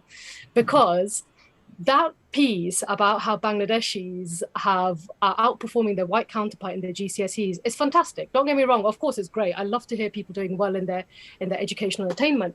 But if you're getting those, 7, 8, 9s in your GCSEs, but that's not translating to, when you get to university. So by the time you come to us, even when you come with 3 A stars, if you look at the data, you're not leaving with a first.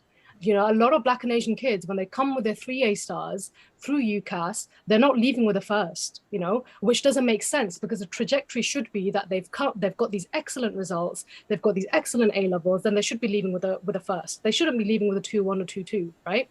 So a lot of things happen in that period. And obviously in the article, it does acknowledge the fact that, these guys do so well, but it doesn't translate materially. And I always, and there was a piece that came out by a local journalist in East London called Ruby Gregory.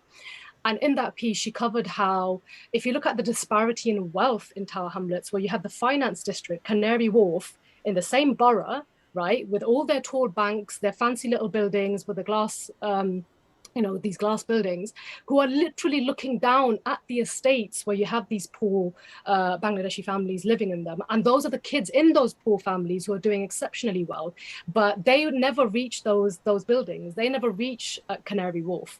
If you ever get off at Canary Wharf station around peak time, when all these bankers and finance people are coming out, very rarely do you actually see a lot of the local kids. So I think, considering wealth, class, and racism, and how that defines so much of the experience of these young people, and how that, and I can imagine, the young people who were in Birmingham at the time of the Trojan Horse Affair, I can imagine the impact it had on those young people. And I remember actually when your podcast came out, there were a series of tweets by people who were anonymous, and they were sharing how they don't, in their application and CV, talk about the fact that they went to one of these schools. They take it out.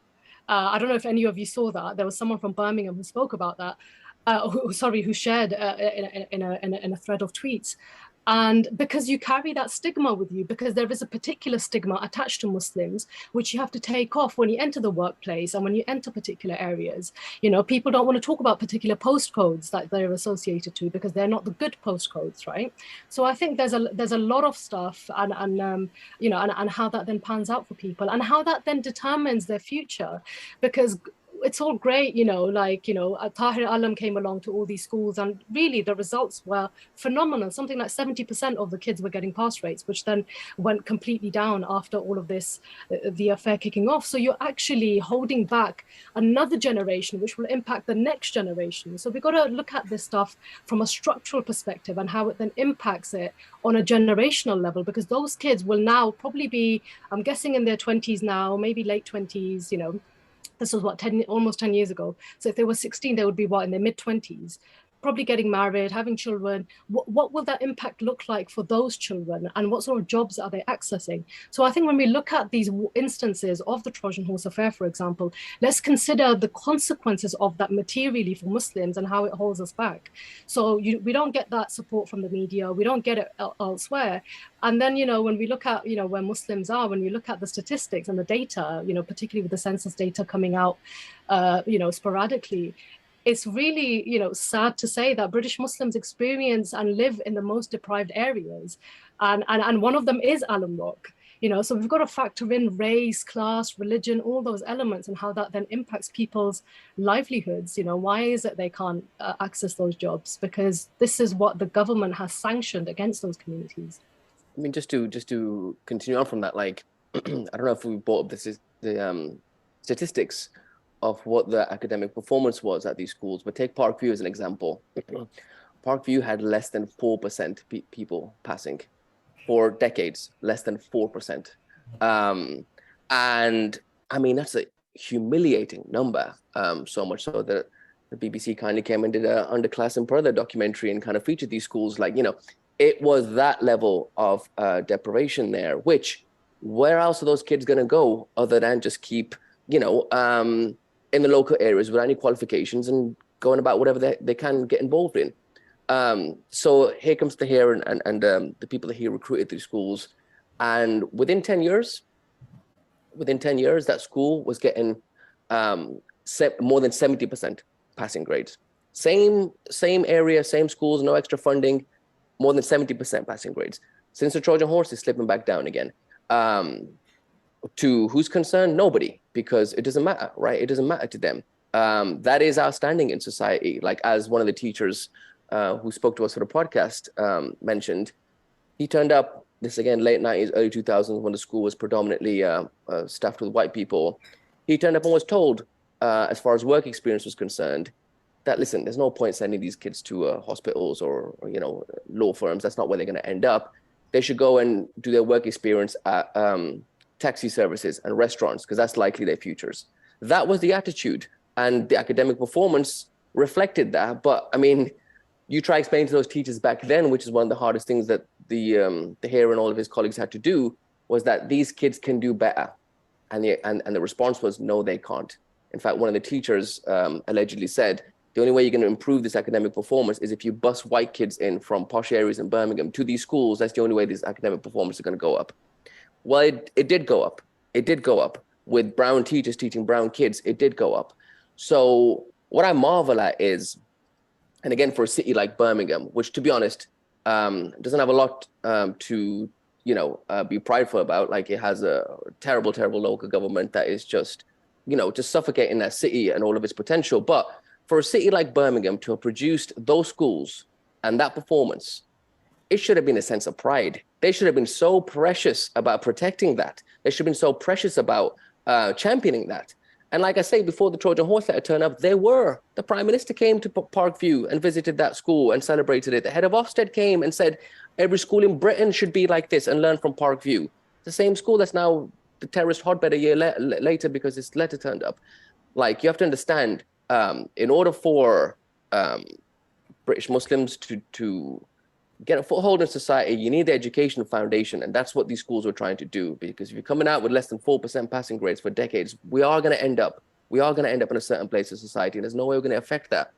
So it is about education. It is about schools. And it is about the generations that were burnt for needless reasons other than just kind of apathy before. And the kids are getting burnt now because, again, people don't care. So it's hard to see what happened to the school. And it's even harder to understand how it could have all happened because of 4 poorly written anonymous pages. But that's the reality. That's Britain. That's where we are. And when someone does an investigative series to substantiate that, Britain would rather kill that person and that story than have it mean something. You know, these are things which we have to internalize and think about and reflect on, and going forward. You know. I understand Fatima leave soon. Sorry, so, Usaama. yeah. Sorry, can I just make a point? And then I have to leave. Sorry. No problem, no problem. But just the point that you just mentioned, where they were going to bus in posh kids, white kids, to these areas. Busing was an actual official policy of the United Kingdom's government, by the way, from the 70s and the 80s. There's currently an exhibition going on in Bradford about busing policy, where schools, areas that had majority Caribbean and Asian communities, they had to be bussed out to schools, because if those schools reached a particular percentage of, let's say, Asian kids or mostly Caribbean kids, it was seen as unacceptable for them to make up the majority. So buses were officially sent to these schools to basically take a lot of these Asian and Caribbean kids to like the suburbs, to majority white schools. So it's really interesting that even, you know, that would even be considered, because that itself was a racist policy by the British government to basically dilute Asian and Caribbean communities into not having or not being in positions of being the majority. So yeah, so this racist policy, you know, is something you should all definitely look up, because it's astounding that it ever, you know, happened. But in education, there's a lot of racism that has happened. You know, Trojan Horse Affair is one of them, but busing was another one in education. But on that note, I just want to thank everyone. Thank you, Caitlin, for everything, and everyone else who organized it. I'm going to have to shoot off. And I wish the rest of the discussion, I hope the rest of the discussion goes really well. Lovely meeting you guys. Take care. Salam alaikum. Thank you, Fatima. Take care. Take care. Okay, salam alaikum. Can I just quickly tell my personal story? I think I've told it to Usaama previously. When I was at Parkview, it was, as I said, it was in the 80s, so it was in that time period when Dr Alam was there as well. Although I don't remember him actually from school, but anyway, he was there at the time.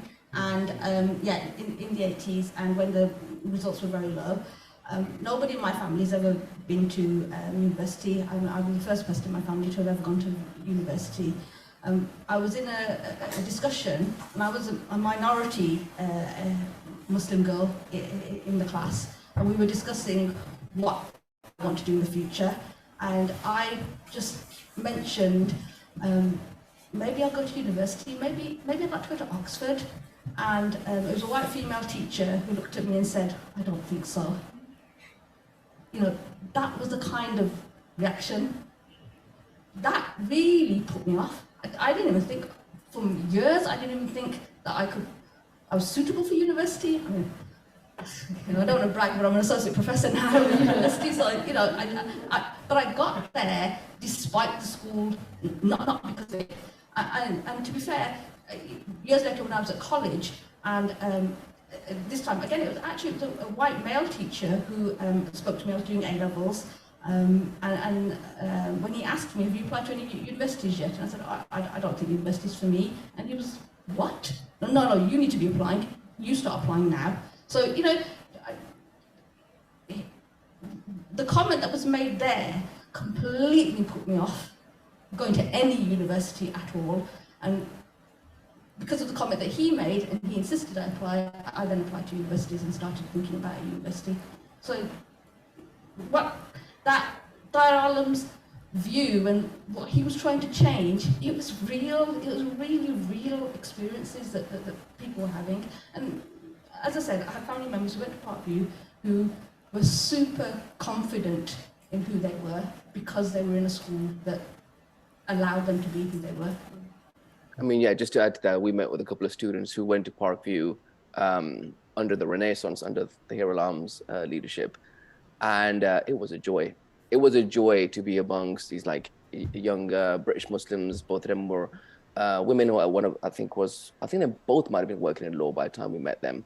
But it was amazing to just like be sat with these kids from Al-Amraq who went to these schools who were just confident. They're meeting with these investigative reporters, New York Times, unfazed, like they sat there talking, telling about their anecdotes. You know, that is, again, to be sat with them, talking to them and reflecting on what the government or the authorities were saying was happening at these schools, that students like this were deliberately kept down, and they were, especially when it came to girls, you know, they weren't encouraged to do any higher education. They were essentially being like groomed in some senses to become just like deeply religious, conservative, kind of backwards people, whatever they imagined the school was up to. And, you know, just to add to this, the head of counter-terror dude, Peter Clark, who came in on the behalf of DFE, Department for Education, Michael Gove sent him in. He takes pride in saying in his report that he spoke to no students or parents that went to these schools. He takes great pride in that. He says this in the first couple of pages of his report, that I neither spoke to any students or parents of kids at these schools. And that is the official statement on the Trojan Horse as far as Britain's concerned. That's probably laminated in the House of Commons, and like, you know, people still reference that as like, this is the final word on this. It's crazy. This guy said, I spoke to no kids or parents at these schools. He never went to those schools. He never once stepped foot inside that school himself, Parkview or any school in East Birmingham for that matter. And he did an investigation, which we're all supposed to believe. And just like, you know, anyone who dares say that Peter Clark may have been wrong about something, gets laughed out of town. I don't know what to say about that. I don't know what to say about it. Listen, I understand a government behaving that way. I understand that. You know, politicians are very, very easy to understand. Their motivations are very clear. I struggle with the public. I struggle to know why people have such a deference to authority. I struggle to know why they're so easily convinced. You know, it's a flashy title, but listen to what the man is saying. Is he saying anything that makes sense to you? You know, that is what confuses me, is the people, the public. How are you just taking this verbatim? And of course, reporters, but yeah, less said about that one. Well, I don't want to keep anyone too much longer, but do we have any final questions? Oh, we have a couple Three questions. Let's take them maybe all together, and while they're coming, let me just add a comment. So go ahead. I mean, just these policies with respect to something like park view or prevent more generally, I also think they can be interpreted through a colonial lens, because colonization is also the problematic native, or in our case, the problematic immigrant. And if we're getting uppity by starting to get good grades and those sorts of things, and not conforming, particularly if we're getting good grades in a manner that doesn't conform to how we should be getting good grades, by assimilating an ideology of whiteness. As I say, this is not phenotypic, it's, you know, an ideology. At that point, you know, there will be systemic efforts to suppress that sort of achievement. And I think the system works, unfortunately. I can totally, from my own experience, you have to understand, I've become way more ethnic through reporting on the Trojan Horse than I've ever been in my life. I didn't grow up around ethnics that much. I grew up in, well, I went to Catholic school. I was around a lot of white people. I think that's probably where I get my entitlement from. You know, I spend way too much time around white people. I expect things to happen. So I know Britain and the way it behaves with a Muslim who's kind of, you know, not necessarily front-loading his Muslimness all the time. I know how Britain behaves with that Muslim, because I was that Muslim and they loved me. They loved me. No institution I ever felt at a place for, regardless if it's all white people sat around me, I never felt different. They never saw me as different. It's such an easy ride in Britain if you don't care about your faith. It's such an easy ride.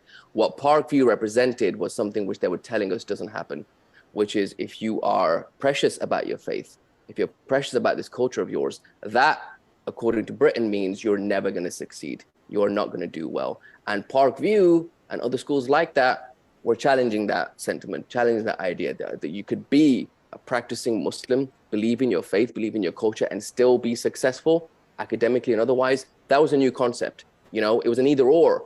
And that's why I think you know, I'm trying to understand half of the severe reaction that happened at the time in 2014, but there was something about that school that symbolized that was against what the official narrative, especially at the time. Remember, this is ISIS time. This is where kids were flying off to Syria. A lot of stuff was happening. Terrorism was in the newspapers a lot, every single day. And in that period, to believe that a deep conviction in your faith was somehow a positive thing was quite honestly dangerous as far as Britain was concerned. Hence why post-tarnishing of those schools, we're now internalizing British values as a thing that came off the back of the Trojan Horse. Now British values are being taught in schools. Whatever that means, I don't know, very, very non-specific about British values. They seem like universal values to me, but let's say they're British.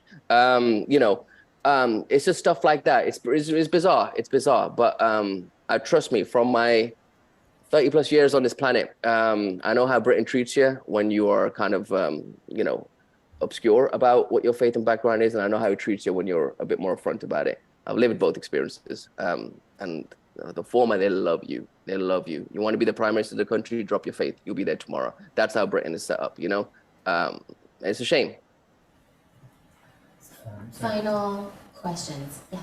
So, hi, I'm Nayaz. I'm also studying Arabic.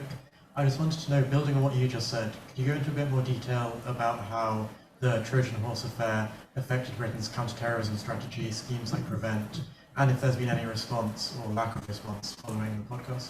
Can we just get all the questions together? Maybe so we have a question about Prevent. Hi, I'm Hani.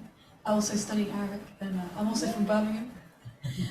So I also remember this. I was young, but I remember this hysteria, and I also got told by a white male teacher, "I don't think Oxford is the right place for you."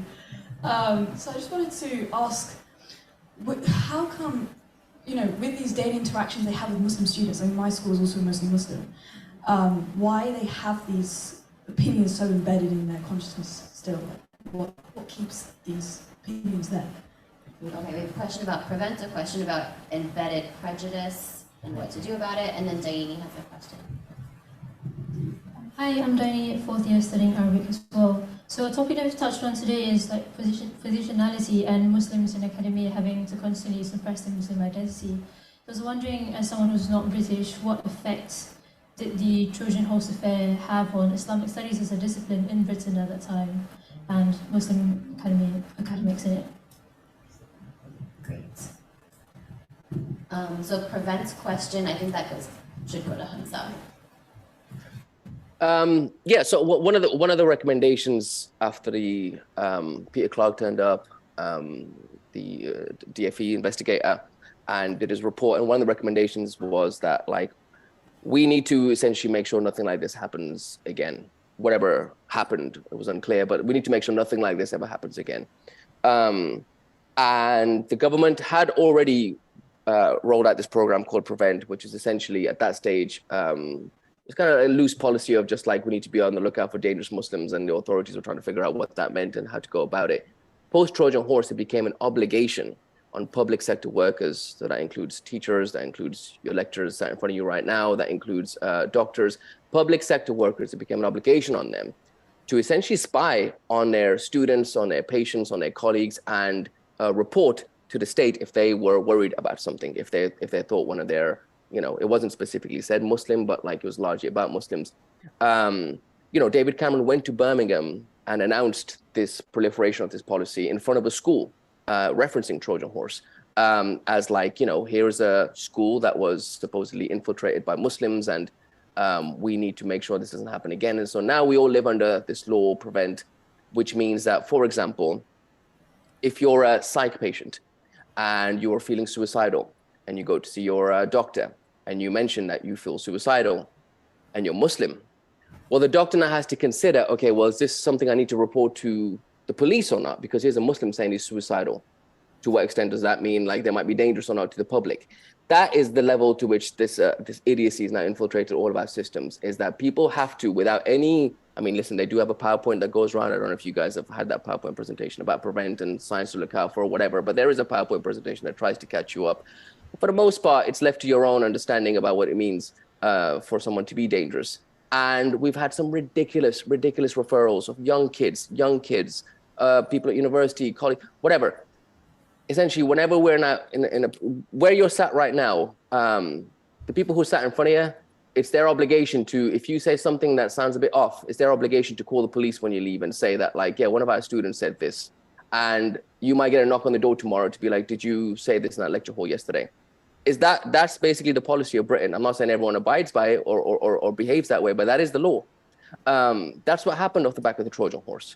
And instead of coming to terms with that, let's say post our investigation, seeing if any of that was warranted, bear in mind, you have very distinguished academics sat right there. They can tell you about all the research papers that spoke about Prevent and its failures. They can tell you about the different human rights organizations, academics, everyone who's looked at this policy will tell you it's a failure.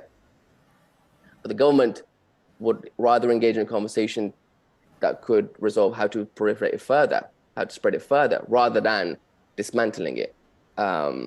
Why? Because I encourage you guys to read this, I want to say it's a 2008 report, but it might be 2010. It's around about that year.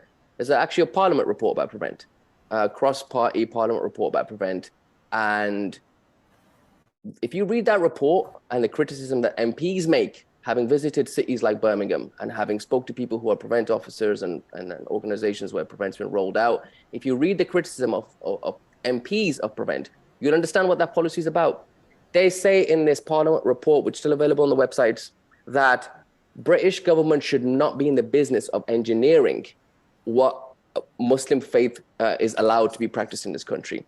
It's not our business to essentially design the theology of Islam. And that seems to be what Prevent is doing. And these are MPs who went and visited and spent, I don't know how long, looking into this new policy and the effects of it. who are basically pointing out that this seems less to be about dangerous Muslims and more about some state-sanctioned version of Islam that the government is trying to engineer. That's why Prevent maintains, because if it's ever about catching dangerous people, then they would have been worried a long time ago when it's been failing to do that for many, many years. So Prevent remains because it's about the government deciding how you should practice your faith. To what extent they have a right to do that, it's a conversation that hasn't even begun yet in Britain, let alone arrive at a resolution. But that's the Prevent angle, and that's how Trojan Horse was used to spread that further. There's a question about... Well, we have a question about embedded prejudice, but I'm thinking let's get a quick answer on Islamic studies and if there's been any impact. We're going to look to Usaama for that. And then maybe we can just end with some thoughts on what do we do with just deeply, deeply embedded prejudice.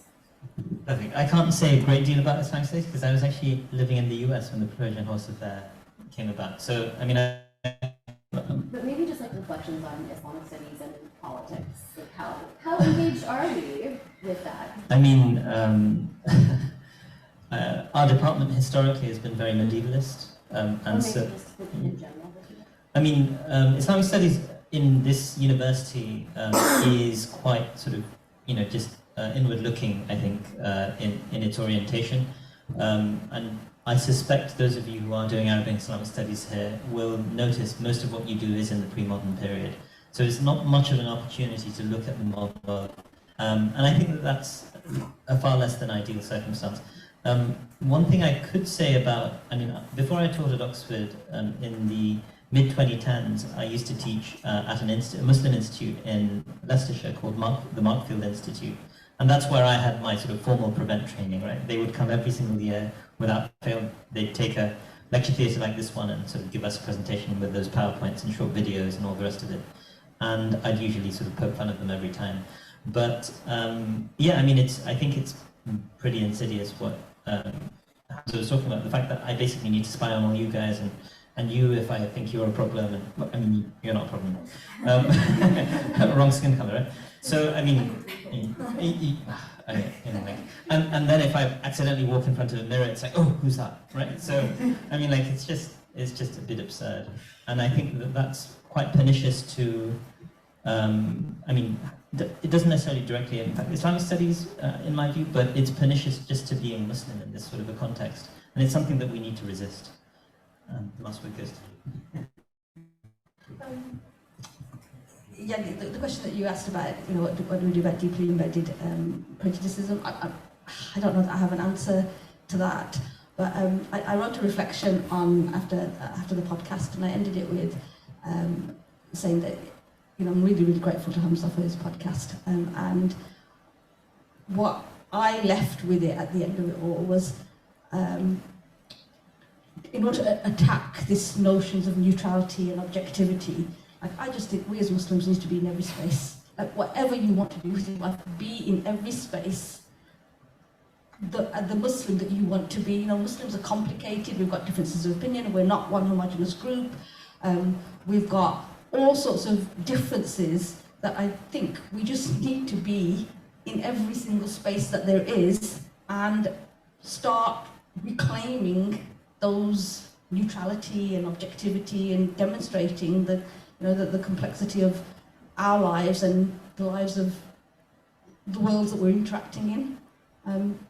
So that's my all. But I don't think I've got a chance to say to Hamza how grateful I was for his podcast. I appreciate it. Thank you. No need to mention that. Just a positive thing, because we've been speaking for doom and gloom for I don't know how long about how nobody cares and woe is us and it's over. All that be true, the reality is that this next generation, you guys right here, you are way, way, way more confident than the kids were even 10 years ago. I promise you that. And that's encouraging, because at the heart of it is confidence. You guys have to have confidence to be able to speak out. One of the hardest things to do with the Trojan Horse was getting the people who'd been banned and the people who were removed from schools, getting them to speak to me was one of the hardest things to do. It took over a year of just constantly just badgering them, knocking on doors, begging. It took a long time to get those people who, on the surface had nothing else to lose. They're known as, extremists publicly. They can't get a job to save their life. They wouldn't speak to me. What else do you have to lose? I'm not sure. but it fundamentally comes from a belief, and this was actually repeated to me loads of times by loads of uncles and aunties in East Birmingham who I'd like, beg to speak to me. They'll tell you that they'll discourage you. They say, don't do this. Every time I knock on a door, I'd be told, don't do this story. Why? Because nobody cares. That bit is true. And you're not going to change anything. That bit possibly true. But also, it's seen as dangerous in some sense to stick your neck out. It's seen as putting yourself as a target in some sense. And that fear is so crippling that I don't recognize that in you kids as much as I used to in the older generation. And that's encouraging. You know what I mean? That's encouraging. So like, be bold. That's going to help a lot.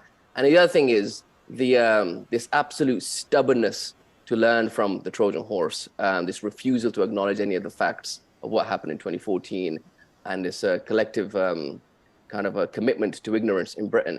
I promise you, that's just Britain from my experience, because this story came out and went all around the world, and it was the #1 podcast, and millions and millions and millions of people have heard this. And it's been so encouraging to hear politicians, for example, from like Holland will reach out and say, like, we want to make sure nothing like this happens again. Can we speak about this? People from Australia will tell you we're rethinking a policy because of the Trojan horse. And, people in America will have changed their professions off the back of the Trojan horse. And, people who had Arabic skills have gone into schools to help kids. And, it's had impact in every other country other than where it took place, sadly. And I think that says something about Britain. But like, just know that outside of this island, this kind of weird island that we all come from, outside of that, people did listen, and people did really, really care, and people were really moved, and millions and millions and millions of people made this like the #1 podcast in the world, and it has helped countless Muslim people in all sorts of various situations. So it's just Britain that we need to kind of continue to worry about and concern ourselves with, but the rest of them seem to be understanding it. So take that to heart, Great. Well, on that note, Hamza, thank you so much for your time. Thank you also to our discussants here. Thank all of you for coming. And thank you, Caitlin, for really taking the lead on this. And yeah, thank you, Caitlin. Organizer, I really appreciate that. Without you, it wouldn't have happened. thanks, everyone. Take care. Take care.